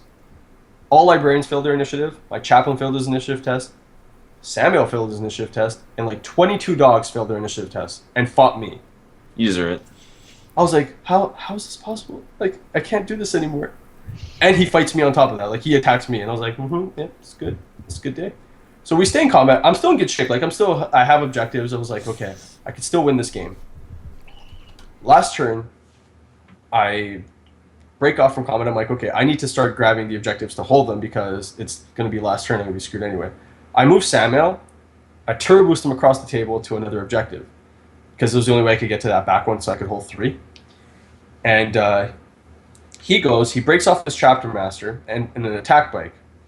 I'm winning by 2 points because he hasn't killed a scout squad in my back corner, and that's costing him a lot of points. That's costing him, I believe, at least 4 points, plus I'm on an objective. So it's pretty much costing him the game. So on his last turn, he moves an attack bike, shoots 5 scouts, kills 2. I was like, that's okay. They run off the table. He then turbo boosts the chapter master onto that objective, and the game ends, and I lose by 2 points. To give you an example of how many points we killed of each other, I killed 175 points of his army. He killed 2 scout squads. So on paper, it looks like we did nothing all game. But essentially, him killing that unit cost me the whole game. And I had to put them on an objective or I would lose. So I was like, you gotta be freaking kidding me. He was so happy. And then at that point, I knew that I was out of the bracket. So because as soon as you lose, you can't win anymore. Yeah. But I was like, maybe there's a sportsmanship award. So you said he was running Iron Star and 2 Lib Conclaves? Yeah. Where do you get the Psychotrope grenades in that? He also has an Inquisitor detachment. I thought you could only... Oh, because the Lib Conclaves are part of the... within. Yeah, that's right. Yeah, they're an auxiliary to the Fist of Medusa. Gotcha. Which I was like, wow, more people should take that. So Yeah, the really Inquisitor, what did he... Like, the Inquisitor's on foot, right? Yep. And he has priests, so he rerolls his wounds, and he rerolls his armor saves, because he uses both abilities or whatever. Yeah. I was like, wow, this is dumb. That's a pretty good star, yeah. Well, Death Star and Death Star, right? Yeah. It is kind of dumb. But we'll go on to you, Nick. What's your round 5, 6, round 6 game? All right, so the bracket 7 jokes can stop because I walk up to the table and it's Eldar Corsairs. And I've never played against Corsairs. As I understood, they're basically Eldar, but they have crazier... I can see that. They have crazier, different rules, like their bikes go away if you shoot at them. Anyways, it was the typical Eldar list, but Corsairs. So you had a Warp Hunter, the Melta Wraith Knight, a bunch of bikes, a bunch of Warp Spiders, but to be honest, I've played against it quite a bit, and like I said, for me, Eldar, I played it so much, I know what it does. I'm actually comfortable playing this game. Not to say that I think I'm going to win, but I know what's going to happen, so I can plan accordingly. And this was also the perfect game for the Cabal spell, thank God. The one thing, though, that highlighted to me a little comp issue with Nova is I thought it was a bit weird that they would comp D attacks, but then they allow this come on and leave 2 reserves on the same turn. And so anyways, he was explaining to me that his Prince or Autarch version of the Corsairs can go around the table and put little wells. And at these wells, his guys can go into or come on from reserves. And I was like, oh, okay. sure, fine, whatever. And like it's busy. You're trying to think, what does that mean? Whatever else. But the first time, he also had swooping hawks. Anyway, so he goes for endgame objectives. I go for I think progressive objectives at this point, because I knew this time I wanted his bikes on the table. So to stop me from scoring, I wanted him to be putting stuff on the table so I could shriek them, kill them, whatever else, right? Makes sense, yeah. Yeah, so I guess his strategy then was, as I found out later, was to keep stuff off the table, and he chose endgame to just shoot everything endgame. That was his thing. So basically the game was me moving up. He was piecemealing his army a bit. His bikes were coming on. He started off with 2 units of bikes, and they were out of range turn 1. I was like, no problem. I moved everything mid-table. Everybody's buffed. Again, I get all the powers I want, so I'm not too worried. So basically turn 1, my guys are buffed, and they're on where they need to be to score next turn's objectives. Turn 2 comes around. He gets a couple more bikes. I Shroud of Deceit, one bike unit, another bike unit, they kill them, blah, blah, blah. I start scoring some points. His Warp Hunter and Wraith Knight come on, and then I'm like, okay, getting a little nervous. That Wraith Knight's the Melter Wraith Knight. He kind of means business, so I'm trying to keep things out of range of him. But meanwhile, his Prince is dropping little wells. I was like, I got to stop that bullshit right now, because he's starting to bring in Swooping Hawks that are bombing crap. So basically, they were never on the table. They just come in, bomb, and then leave. And his bikes were doing that too. So I corner his Prince. Like, he knows that if his Prince was behind a hill, if his Prince comes out, he's dead. And then I'm parking my crap on top of those wells so that he can't come on or leave from that stupid well. And then I'm Shrouding Deceit his Wraith. So basically the Warp Hunter comes on. I'm like, I wonder how much I have to worry about this. I got Invis. The Screamer Star's on a 2-up reroll. Like, I don't know if it's that big a deal, except it's Barrage. So he puts the template, scores 8 hits on my Screamer unit right on top of the Herald's head. I'm like, that's a problem. I'm seeing right now why that's a problem. Luckily, I passed all the Lookout Sirs. I still managed to lose 2 Screamers to that, because I rolled double ones. Wow. Yeah, bad luck. But anyways, much better than losing the Herald. Yeah. So turn 3 or 4 comes around, I'm like, Shroud of Deceit, that Wraith Knight. He's like, okay, Wraith Knight, shoot that Warp Hunter. Blows up the Warp Hunter. And I'm like, oh, this is fun. I love this game. So next turn, I do the same thing. He puts a unit of spiders out in the open. Something happens that he moves them further out in the open. Like, clearly, no way he can get out of line of sight. I'm like, okay, good. Wraith Knight, shoot those spiders. Blows away those spiders. So then I start... Yeah, that Wraith Knight was the MVP of that game. But I'm like, the Melter Wraith Knight, really? Yeah. The Melter It's a Wraith better Knight, choice than the Hellstorm one. I like the Melter Wraith Knight. Like, D3 Depends on your list. Yeah. Hellstorm one's crap with uncomped Invis. You can't shoot it against half the armies. The Hellstorm one is not very good, yeah. But you need it for things like AdMech, Stealth Shrouding. You need to get rid of the cover saves, because the Eldar historically suffer from being able to not deal with too much cover saves, like Shrouding, and so... I don't know, it was good. It was good for me. Do much for him. So yeah, because I had Invis and Endurance, so I was not too worried. So like, I've scored like most of my points at this point. It's just a matter of now we're fighting for those secondary points, and he's fighting to get his endgame crap, and it's really tight. So I end up killing the Wraith Knight, but he's still got 2 or 3 units of bikes that are pulling that reserve crap and that unit of Swooping Hawks. And so basically turn 5 rolls around, and if it goes to turn 6, or if it stays turn 5, I think he wins. Just by virtue, he was able to keep his crap off and put it on the objectives last turn, and based on whatever, like, secondaries he got, or I missed a couple of the kill points because he didn't have anything on the table, so I couldn't kill anything. So anyway... but then it rolled for turn 6. I was like, okay, so he's got to start putting stuff on the table, otherwise he's just going to outright lose. So I kill it, and at this point, if the game ends, we're probably going to be digging out victory points to see who wins. It goes to turn 7, and he's like, oh, crap. And so I thought, these reserve shenanigans are like I don't like them, but at the same time I see the risk because now he's got nothing left. It has to be on the table, and I blow it all away. And I think I win by, like I'm at 23 points or something. So I won the second bracket game. It's pretty good. So Yeah. we'll go on to your game 6, Yoshi, or 7. Sorry, your game 7. Yeah. I don't know. I was thinking 7, said 6. It's so many games. So my 7th game. Now that I know that I can't win anything. And I was like, I could have dropped out after game 6. On each of the score sheets, it says if you want to drop after game 6, you can.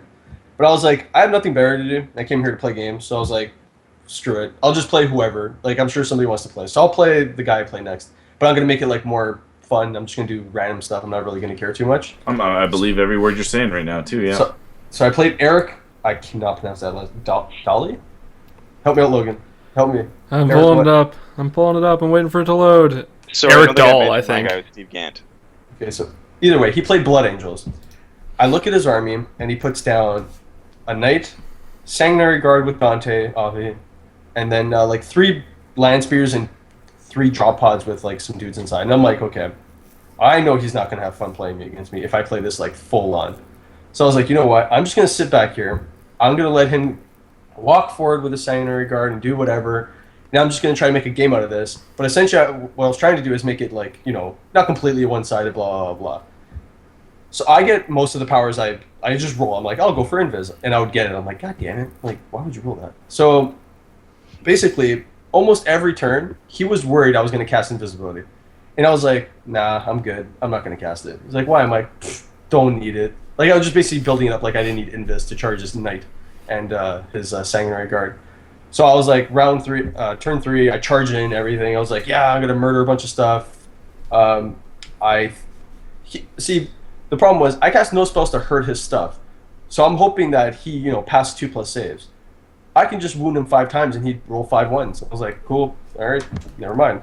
You're just going to get more upset now. Then he has like Dante left. The Knight stomps a bunch of guys out. I was like, cool. Then somehow I blow up the Knight with 2 melt-a-bombs. I was like, God damn, I can't even try to lose this game at this point. And he has some stuff in the back. I basically like break off all the characters and run around like doing random stuff. Go to like kill this drop pod with the melt-a-bomb. Oh, my librarian died because he had 1 wound left. Oh no. It was just a bunch of like random silliness. Like he was taking it very seriously. Like he really wanted to win. I don't know why, because I'm sure we were both out of the contention anyway. But I was like, at the end it was like perfect tie, and he was winning by 1 point. And I was like, hey, you should check because maybe attrition I could win by 1 point. Instead, he's like, oh, that's true, and he like runs off, goes to the judge, comes back. He's like, no, attrition doesn't mean anything unless you pick it. I'm like, well, I guess you win. Give me full sports. Still under the assumption sportsmanship was a score. I was like, man, I have perfect sports all the way through this so far. And he won by 1 point or something. He was very happy. Cool guy. A lot happier after the game. He was like, wow, you didn't like just go full blown on me. I'm like, what the fuck for? Like, didn't need to. I wasn't gonna win anything. So yeah, but you were, and you lost. I'm just kidding. You lost anyway. It didn't matter. Just kidding, Yoshi. In retrospect, I wish I had dropped so I could go watch other people play. But yeah, I was like, whatever. So Nick, game 7. I don't know. For me, even though I'm in bracket 7, I'm still gunning to win. I'm having a good time. I'm learning how to play this list finally and its spells. I walk up to Matthew. I don't know how to pronounce it. Hole. His last name. I'm sorry if I'm mispronouncing your name, Matthew. Super nice guy. He's playing Demonic Incursion, the dogs with the Screamers. So basically a Herald with Paradox and then some other Corn Herald, but basically the rest of the army, Fate Weaver and the rest of the army are dogs and Screamers, that formation. Incursion. So I figured, well, there's no way I'm going to get progressive objectives against this guy because of that Incursion, so I better go end objectives, try to kill all his crap, and see where we go from there. I marked for death Fatey. I don't know why I did that. That was a mistake. But anyways, because I figured I had to kill him anyway. So it's a hammer and anvil deployment, and I put all my stuff along my deployment edge. My horrors are on my objectives in the back end, and I lined the edge so that his dogs can't get past, and it's only his Screamers that can. And then I had also rolled all the powers I need, but I rolled Cleansing Flame on one of my sorcerers. So my idea here was try to attract all the screamers and then double Nova with Fady and the Sorcerer. So I made it. I made a critical mistake. So I figured like with the Dog Star, kill all his dogs. The Novas a couple times, kill all the screamers. Like I figured I could get this. One issue that came up. So in his turn, he rolled, because he plays demons. He rolled a +1 vulnerable save. I was like, works for me. I didn't roll Cursed Earth on the Screamer Star, so now they're on a 2+, rerolling 1. So then I was able to do the lineup. Except one issue is I forgot that disappears on the next shooting shooting phase once my psychic phase or something goes away. Either way, it was gone a phase earlier than I thought, or earlier than my mind had worked out. And then he pulled a bit of a sneaky trick that I didn't know. He managed to get out a Herald using Sacrifice because I didn't roll enough 6s for some reason. Bad dice roll. So that Herald comes on, Deep Strikes, mishaps, but then he's able to put in ongoing reserve. Anyways, the Herald comes in on a turn in my backfield, and he has the book on him. And I thought, that's interesting. He'll book Fady or he'll book somebody. But what he does is he books my own unit. And I've never done this before, and I didn't know, but it -1 the involve my unit. Yeah. And then I lose that Warp Storm +1 invol. And it's kind of interesting. It's kind of ironic because the turn before I was like, maybe I should endurance my screamers just in case, because Fady had rolled endurance, and I was like, nah, they're on a 2+ reroll, they don't need it. But now at this point, they're surrounded by 3 units of dogs, and they only have a 4+ invol, and I'm like, uh-oh. So he charges and promptly within 2 turns kills all the screamers. I'm like, that's big. That's really big, because my other unit had like charged all his dogs, killed like bunch of his dogs. I still managed to get all his screamers in and like Nova them twice with Cleansing Flame or whatever, killed a bunch of screamers, but eventually I just couldn't keep up with him because he had still enough units in that incursion benefit of he holds the objective even if and they had ruled it or something. I guess it's the normal way, but if he has a unit within that objective's still within the radius of that objective, then I can't remove the incursion. So unless you're OPSEC, yeah, so he still would own it unless I killed the unit, blah, blah, blah. So it was always kind of a turn behind on getting objectives. So he ended up taking, like, he ended up winning that game a bunch of points. I still got a bunch of points as well, but I lost. And unfortunately, I think a lot of that happened to be that mistake with the Screamers. Anyway, so. Yeah. Right on, Yoshi, your last game? So my last game was against Aaron Farrat? I'm butchering these names. I'm so sorry. It's Farrat. Anyway, he was playing Orcs, and what's funny is before this game started, Sparks had come up to me and he's like, "Hey, my last game I'm playing against a Barkstar. What should I do?" And I was like, I'm talking to him, but I was so like, after talking to him, like, I really want to watch this game, but it's too late because I can't drop out of mine. So in my head, I'm like, how can I lose my game as quickly as possible without tapping? Because that's not going to be fun for my opponent, right? And we all do that, right? We all think about how we can lose games. That's true. This is not a lie at all. This is 100% fact. This is 100% fact. So I was like, I need to find a way to make this game fun, but yet fast enough that I can go watch Sparks play. So on my way to the table, I'm like, I'm going to deploy all my dogs in separate units. That's a genius idea. They'll die so fast. So I get there, and I literally tell the guy, I'm like, I'm going to try something I've never done before. I'm just going to put all these dogs in separate units, and I'm going to put a character in each and see what happens. Some luck of the draw, I roll the powers on divination, and each librarian gets the 4+ invol. And I'm like, all right. I was like, if I did this every game, that'd be amazing. But I was like, all right. So I cast it on all of them. I'm like, oh my god, I might have just found a broken way to make this army great. He's running like bully boys, this, that, and the other, and he's like placing his mauls in like perfect strategy. And I told him, like, yo, I'll level with you. I'm literally gonna move forward, run, and I don't care if you charge me. I move forward, I run. He hops out, very like hesitant. He's like, "You sure? You sure you have something up your sleeve?" I'm like, "Yeah, these dogs have secret plasma guns. Like, I don't know what you're expecting to happen here. Either I charge you or you charge me. Either way, we're getting in combat." So he charges, I don't know, kills like 1 million dogs. I was like, yeah, Azrael's gonna challenge. I do a bunch of stuff. Our game ended like in 25 minutes. That's including deployment. And he's like, "Oh, good game." I called it like when I had a scout unit left. I was like, "You got me, man. Good game." He's like, "Yeah." Before he could even like have an in-game like end-game review with me, I was already running from one end of the arena all the way to where Sparks was, so everyone could watch his game. He was like, "Good game." I'm like, "See ya. I'm out of here. I gotta go watch this game." And There then I goes your went to sports points. No, he gave me full sports. I made sure he did it before that. Come on. Oh, you made sure he did it. Bullied him into it. And come to find out, there is no sports award. I should have just dropped after game 6, like a chump. We drive 10 hours to go play some games. Yeah. Yeah. So Nick, Like- keep going. Yeah. Nick, your last game, Nick. Yeah, so I'm no longer in contention, but I come up and I play Justin Cox, who's I guess friends with some of the Long War guys. So, anyways, that was a super awesome game. He was playing Necrons, Double Canoptic Harvest. That's the Wraith one, is it? Yep. Yeah, and a Destroyer Cult. He had a Destroyer Lord. Necrons, I wasn't too worried because I'm an Assault Army, and I know that's where Necrons kind of run into trouble. And though he did have the Wraiths, I was like, I have enough force that wounds are going to get through, and he's going to be pulling them off. So that's it. Deployment, I just deployed outside a range of his guns, and then game went on. I just pushed my crap up. I think I chose endgame objectives. I think he chose endgame objectives as well.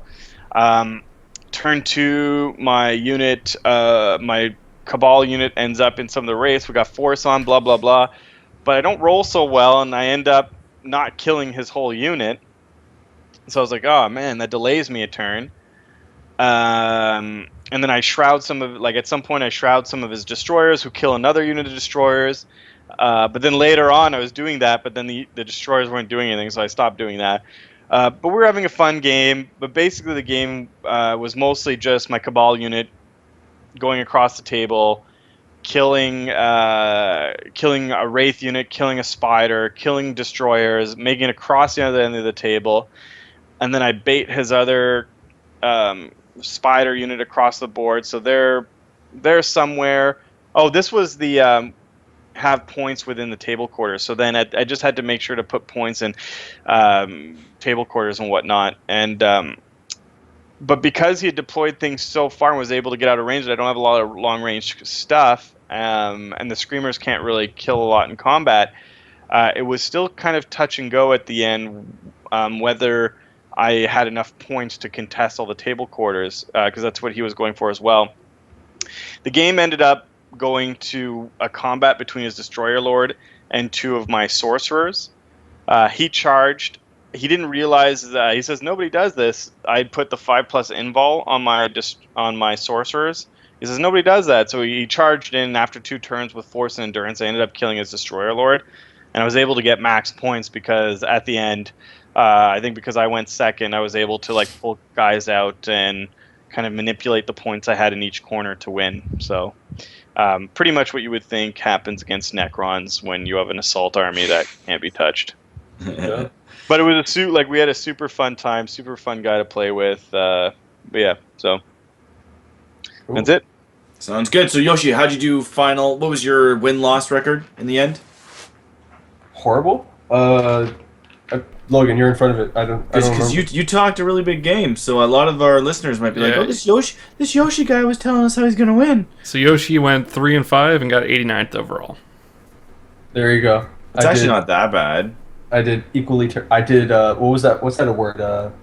Average Joe. Almost. Right in the middle. He's right in the middle. Yeah. And then our friend Nicholas Blackburn went 4-4. Oh no, sorry, you went 4-4 and finished 99th. Oh well. And Sparkles went 7-1 And got 33rd. And got 33rd. There was also actually a prize for battle points as well. And Yeah. Wish I had known that. Mm-hmm. Would have made. I'm not too far off. I was in 21st place for battle points, but That's because is that because everybody that drops out goes below that? Is that what you mean by battle points, or is it by units No, killed you know overall? the points you make, you score in a game, whether you got 21 or 25.9. Well, there was an award for Battle Master, so the person over the course of the tournament that scored the most points.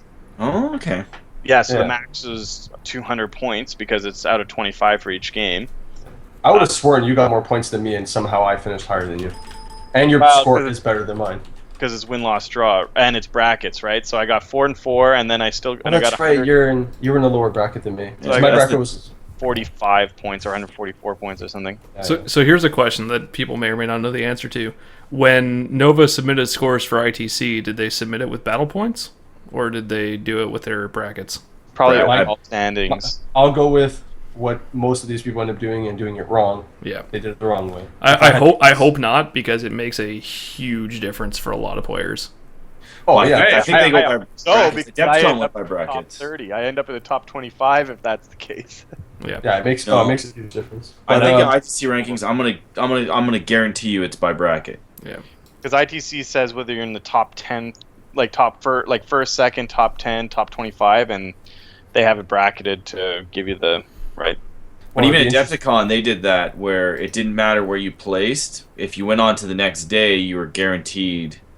Like, it's just the way it worked. Well, It was- they changed the weighting for it a little bit, right? Because you finished what, like 7th I for finished ITC 7th. points. No, I finished 17th. 17th, right? Because you dropped, you didn't play, so I that dropped. makes perfect sense though. But if I would have shown up and forfeit my next game, I would have actually You would have gotten. gotten 16th, No, or you could have gotten even higher, right? because Yeah. I would have gotten like 14th or 12th or something. Yeah. Yeah. So anyway, it doesn't matter about that. So that's very good. So all in all, it sounds like you guys had a good time at Nova Open. So we're gonna move on to Pimp My List. So I hope you guys had time to think about this. Now, let me just pull it up really quickly. So we had a listener write us in. His name's Mike, and he basically wanted to do a combat-oriented Space Wolf Grey Knight list. His end goal was, of course, combat-oriented. He has a Knight Titan as well in there. So we're just going to go quickly over and try our best. It is designed for the ITC format. So I'll just run through the list really quickly, and then I'll give you guys one at a time to make any changes that you think he should want, keeping in mind the goal is combat. So he has a Space Wolf Company of the Great Wolf. He has a Wolf Guard Battle Leader with a Thunder Wolf. He has 2 Iron Priests with Thunder Wolves. He has a Thunder Wolf Cavalry unit times 3. 3 units of 3. And he has a Grey Knight's Nemesis Strike Force, Librarian level 2 Terminator armor with a Striped Squad and 2 Dread Knights. And then he has an Oathsworn detachment with a Knight Gallant in it. So there's very little shooting and all combat. So what kind of changes or advice would you give him, Yoshi, to make his list a little bit better? well, I'd probably try to find a way to give those Thunderwolves instead of Frost Axes to give them the Thunderhammers. Not Thunderhammers. Oh my god, sorry, I'm reading it backwards. Give his Wolfguard Battle Leader instead of having the Power Maul to give it a Power Fist. Yeah, More I punch there. definitely agree with that, yeah. Yeah. I'm not too familiar with certain Grey Knight upgrades. It looks like he's pretty much taking bare bones just to grab the Nemesis Yeah, Dread save Knights. the Dread Knights. Yeah, the Gallant is a good choice. The Thunderwolves, it seems like he's going to put a character in each one of them and run them up, which is pretty cool, I guess. But it's difficult. I'm pretty sure this army is just going to be up in your face. He's going to move 12 up with everything, maybe shunt the Dread Knights forward. Yeah. If anything, maybe drop those 3... Can he take more Iron Priests? You can probably drop 1 unit of Thunderwolf Cav and try to take another Iron Priest or more Iron Priests to put him into make the other squads more punchy. Because one character is not that scary, but I think 2 in a squad is not bad. Yeah. Yeah. But definitely upgrade your HQ to have more power put up. Because I don't think a Power Maul is all that good, in my opinion. Cool. So we'll go on to Logan. Do you have any advice for him? Yeah. So to echo what Yoshi said, to swap that out for Power Fist for one. It's gonna be really nice. Strength 10 attacks are solid.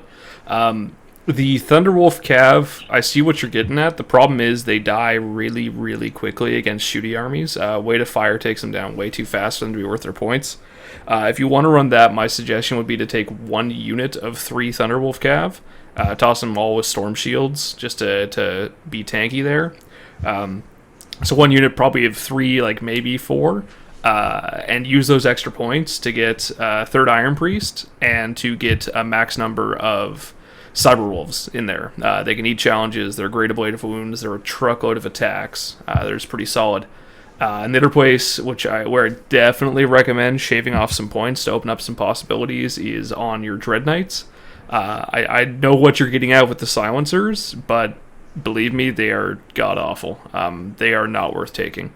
It sounds great until you actually put them in play and realize that you're wounding everything you want to kill on 6s, and almost all that stuff has 2+ saves. And for a lot of it, like if it's gargantuan or whatnot, you have a 1 in 36 chance of doing D3 wounds. You're better off just taking the psi cannons, because the psi cannons are really, really good. So if you want a second shooting attack, swap that out for the flamers, because the flamers are also really good. But the silencers are just a non-starter. Nick and I tried this many, many times, and it just doesn't work. Mm-hmm. I guess the other thing there, the Gallant's the double close combat knight, right? Yeah. Yeah. Mm-hmm. So, I think that's about the best you're going to get out of it. The thing you got to sort of worry about with this is it's tough to support that support the Space Wolf list. The stuff is quite tanky, but the right shooting will just eat through it. Like even if you run that unit as a star, all those Cyber Wolves and probably 1 to 2 of the Iron Priests are dead on turn 1 against a solid shooting army, just from weight of fire, which is why I usually see this with like a Lib Conclave attached to it. Mm-hmm. But if you're smart with your lookout sirs, it can definitely be very durable, especially with multiple Iron Priests and 2 Dread Knights shunting, right? Like and 2 Dread Knights, yeah, they're up in your face. Up 12, yeah, they're up in your face. I think my concern with this is mostly if you go second, you're going to have a really, really hard time pulling this off. If you go first, you're going to do pretty well though. Yeah. But yeah, Nick. So it's definitely a fun list though. Nick, you got anything? I guess you guys said it the most. If there was a way to fit in a librarian conclave, or some librarians to offer a bit of psychic support, that would be nice. But yeah, to echo what Logan said, like I've played the Dread Knight list over and over. Like actually, not something too different from this. The Imperial Knight with the Dread Knights and whatever else. The silencers are not going to do it. If you're Hive Tyrants are going to be air, you're going to hit them on 6s. You're going to win them on 6s. They're going to save. Same thing with Riptides. So like it's really you're doing a lot of shooting for that one game out of 16 that you're going to knock off a Riptide. It's just not really that consistent. So you can save some points by getting rid of the silencers. I would replace this is my preference. I would replace the hammer on the Nemesis Dread Knights and give them both the Force Swords. Because it doesn't.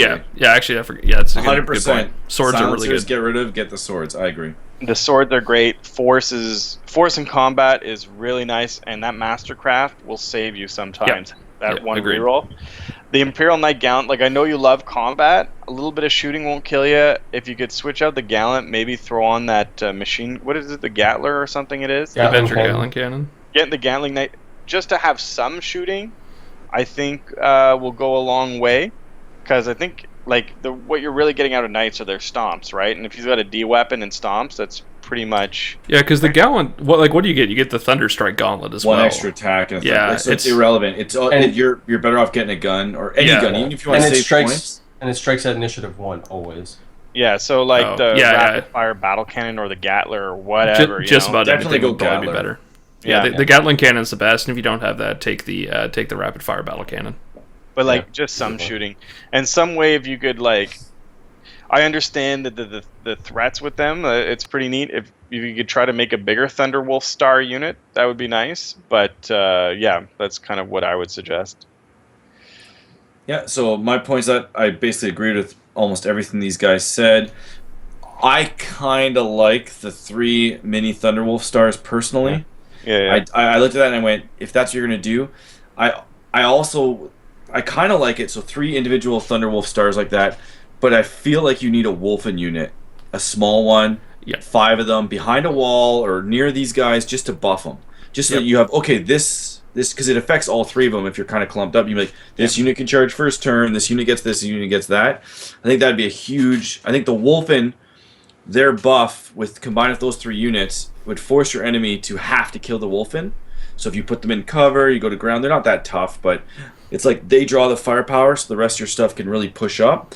And the wicked thing is that, the more units that are affected by the Wolfen, the kind of more points value that the Wolfen bring to the army. Yep. So therefore, it's like I have 3 mini Thunderwolf Stars, and all 3 of them are getting this free bonus from my 1 Wolfen unit. Yeah. That Wolfen unit, when it comes in second wave, is going to do a ton of damage. Yeah, you're getting more bang for your buck.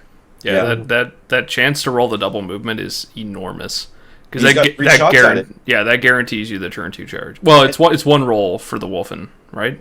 Yeah. It's one roll per turn. Is it? It's one roll on every unit within 6 inches. Oh, okay, effectively. yeah. The murder pack adds to that roll. Yeah, it's plus 1, plus 2. Plus one per unit. Yeah, plus 1 per unit. But even still, you get that movement, and on 3 stars, you're touching 3 things. Or you can make it into 1 star, as they suggested, but, I don't want to change your list too much. So hopefully that helps you out with all those advice. And what Nick said, the knight needs a gun. And get rid of the silencers. Take the flamethrowers or take the sword. I think the sword's the best in your list. So hopefully that works out good, and I think that answers everything that you wanted. So we're going to move on to Q&A. So if you're in the Twitch stream, enter your questions now. We have a few questions that we got from Twitter and or emails that we wanted to answer. So we'll just start by going through those. The first one is from Randy Glenn. He's a fantasy player that I think I've met him a few times. Nice guy. If it's who I'm thinking it is, which I think it is. How good are Harleys in a tournament, or Harlequins in a tournament, and how fun are they for narrative play? So we'll start off with, in a tournament, how good are they, Yoshi? Oh, God. Pure Harlequins? I think that's what he was intending, yes. Terrible. In my opinion. Yeah. I've seen them played a million times. They're really cool and they have a lot of cool rules, but in the current meta, how it's a very heavy shooty meta, they don't survive long enough to be advantageous. Like they'll be great against that one matchup where they play against against Nick or a close combat space farm. You'll get to see a lot of their cool abilities shine. Yeah. But against things like Eldar, Tau, battle companies, all that stuff, they don't stack up very well. Narratively wise, they're freaking cool as hell. They're really awesome, super fun. I like painting them. They're really cool. But competitive wise, personally, they're like, no, just don't do it. They're like glass tigers. It's just way too much glass, and they have a lot of cool rules. That's I got taped by a Harlequin army once. All my stuff fell out of the sky on rolls because reasons, and then they charged and just shredded the crap out of Fate Weaver, Bellicor, and my D-Thirster. But like some matchups, you're gonna roll a guy, but a tournament's 6 games, right? So then you're gonna meet Tau, and then you're gonna be like, oh, my nice painted model. Yeah, they add nicely to an Eldar army because they have little cool characters you can get, like the Shadow Seer for Veil of Tears and whatnot. But standalone, I don't think they're all that good. Yeah, so that's the truth. They're lower middle tier, so you're going to, best case scenario, win half your games in a tournament environment if you're playing them elite. Now I think if you dedicate a lot of effort to them, took some cool formations, there's the new formations that came out for them that could be really good. I haven't really seen too many of them played, but it's definitely you're basically handicapping yourself by taking a pure Harlequin army. But you could do a 50-50 mix with them and Eldar and probably do quite well. But that's that. Next one is from Nick Fensk, different Nick than the other two. What is it going to take to make Chaos Space Marines great again? And I think that was a Trump reference. It's going to take a wall. It's going to take a battle company. Yeah, it's so we'll talk about this more on the show where we cover Traitors Hate. Cabal. It'll probably be the next show, realistically, right? Yeah, Cabal is where it's at, though. Yeah, but so I just want to say, to make them great, their points cost is so high that they would benefit greatly from a battle company style with a lot of free upgrades, free transports, and that would make them more affordable because just getting a free +1 leadership and Hatred Imperial isn't enough to really make their points cost valuable. No. A lot more OBSEC, which is definitely good, but a lot of the units that gained OBSEC in the formation already had it, so irrelevant. But we'll answer that in the next show. Next one, I'm just going to skip a quick. Evan James asked about Traitors Hate, whether it's good or not. Well, we're going to talk about that next show. And then Elric Edge on Twitter asked, I'm starting Dark Eldar, but I'm a very competitive person. What should I use if I want to play Dark Eldar and be competitive? Eldar. Corpse Thief Claw. Corpse Thief Claw. Venoms. If he wants to play Dark Eldar, but if he's really competitive... It depends on the missions.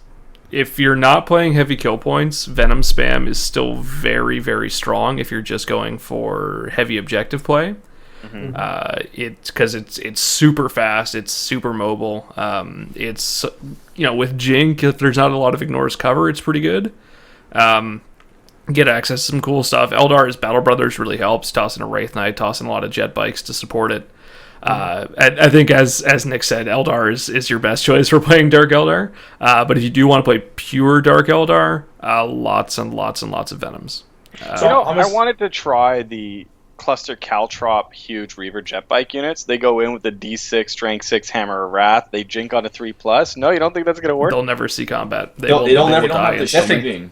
Yeah, they have to get there first. That's the they don't have the shooting that they need. Corpse Thief Claw, push that up, have these guys do their no. So that's the problem, though. You can ignore Corpse Thief Claw for like 4 turns before it can do anything. Yeah. You need shooting. The Corpse Thief Claw needs like a massive shooting presence to make you have to drive at it. Yeah, it does have a bunch of shots. Corpse Thief Claw and then poison. Put Eldar jet bikes. That does work. Yeah, they have. But you don't even need to do that. So like, you have to think nowadays. If you look at every tournament list, there's almost no pure armies in the top. Yep. I don't think I've ever even ran a pure Eldar army. I can't even think of a time I've always ran an Inquisitor or an Assassin or something, right? Corsairs or people who run Harlequins with their Eldar. There's no such thing as I run this pure unless you play pure demons. So that's kind of where I'm coming from with that is like, you can do a Dark Eldar ranked army, but you're not going to necessarily always have like all pure Dark Eldar. Now, what's good with that is you could be like, okay, well, I want some Corsairs. I'm going to take some maybe Warp Hunters. That gives me some long-range shooting. I'm going to convert them to maybe look Dark Eldar-ish. You can take definitely Warriors and Raiders are not garbage. They can deep strike. A unit or two of Mandrakes are fantastic. They infiltrate. They stop enemy scouting. It means you don't need the Inquisitor. They also can, they have like Shrouded. They go on objectives. They're just wonderful little 3-man units that can do a lot of stuff. And you're already an army that gives away a lot of kill points, so I wouldn't really worry about it too much. But I wouldn't handcuff yourself and say pure Dark Eldar. I would definitely add some elements from the Eldar. Maybe add an Autarch for reserve manipulation so that your Dark Eldar stuff comes in. Definitely take some portals.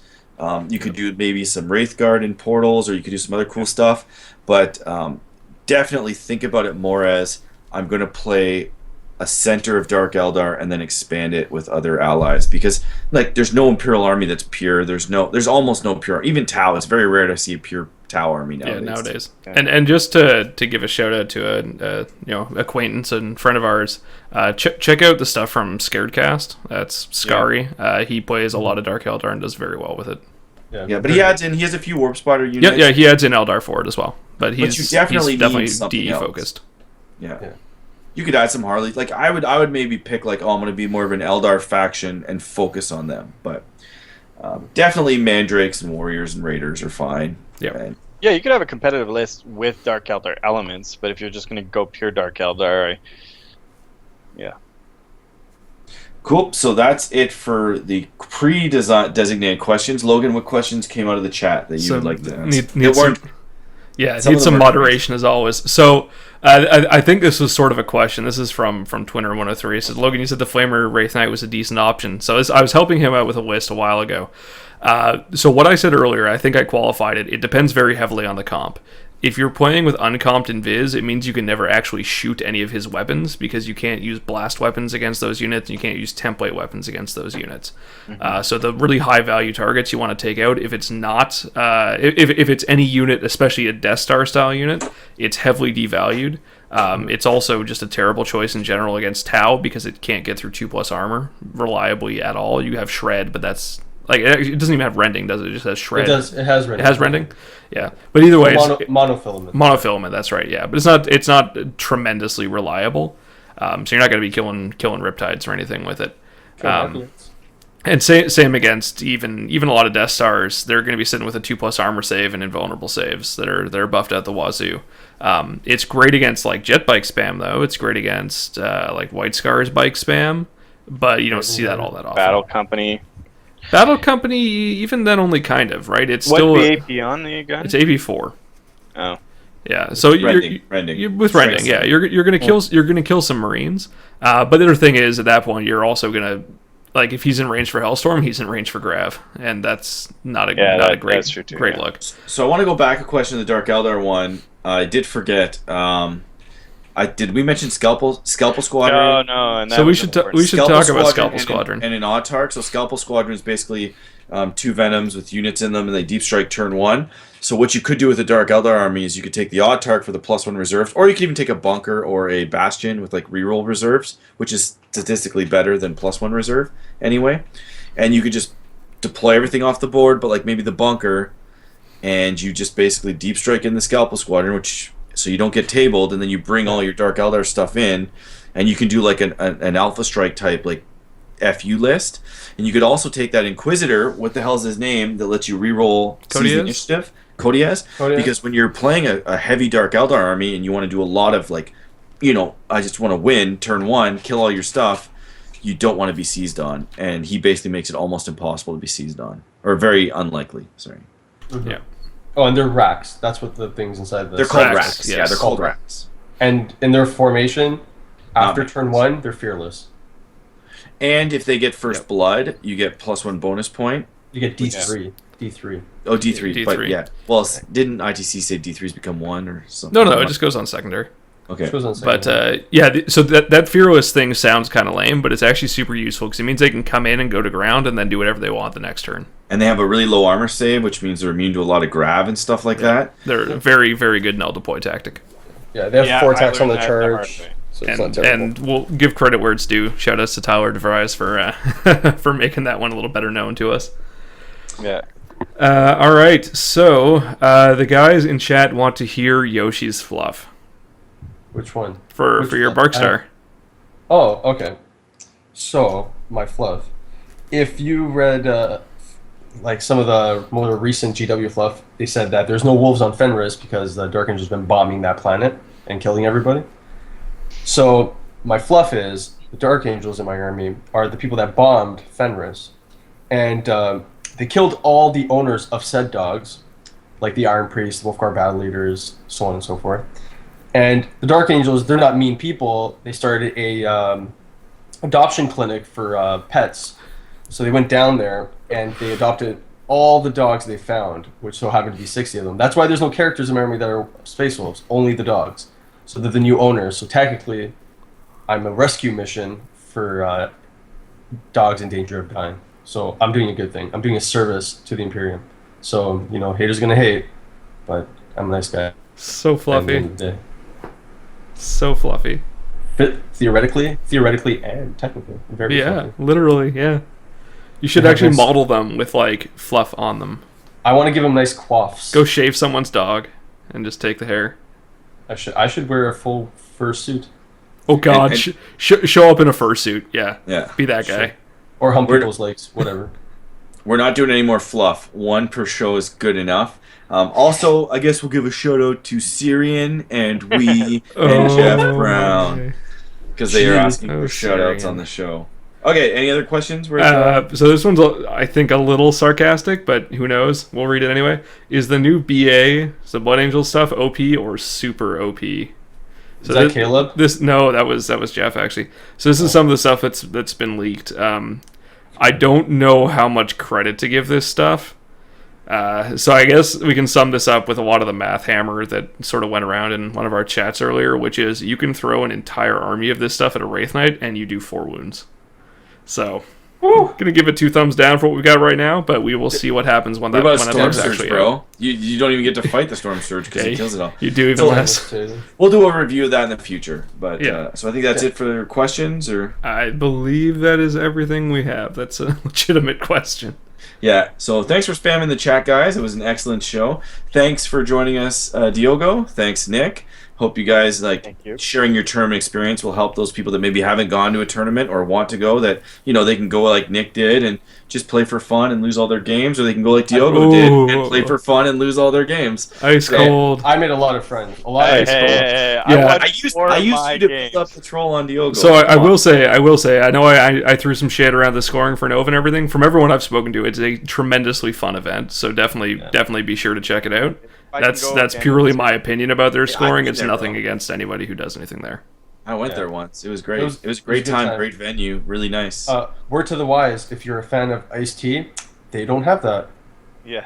They really twice. They don't have it twice because I fell for it once No, and then fell you for the couldn't trap. figure it out. You're like, I want iced tea. They're like, okay. They bring you iced tea. You're like, what the hell is this? Oh yeah. Iced tea down there is sweet tea, right? Yeah. Yeah. And so then But I the next asked. restaurant, he goes, no, I don't want sweet tea. I want iced Iced tea. tea. They're like, okay, and you don't realize it's synonymous to them, so they bring him the same thing at the next restaurant. He's like, what the hell is going on? I can't get it. Like, Yeah. do people not know what brisk or nest tea is? Like, god damn it. Well, even Briss I- down there is sweetened. What the fuck? Yeah. That's just sweetened tea. Just call it Yeah, sweetened it's- tea. I didn't sweet drink tea. it. I just put it there. If you don't want that, ask for unsweetened iced tea. That's the only thing they know it as. I was terrified. I just wanted water at that point. I'm like, Yeah. just give me water. You Okay, can't guys, possibly thanks. screw that up. Thanks for everyone. listening. For feedback, you can email us, canhammer.podcast@gmail.com. You can visit oneplusarmor.com for more information. And you can support us on Patreon at patreon.com/oneplusarmor, which is more geared towards our YouTube page, but of course it's there. And speaking of YouTube, if you're new to 40K, be sure to check out our How to Play 40K series that is coming out from our new club member, Darren. So that's up on the channel over the next couple of weeks. Have a good one.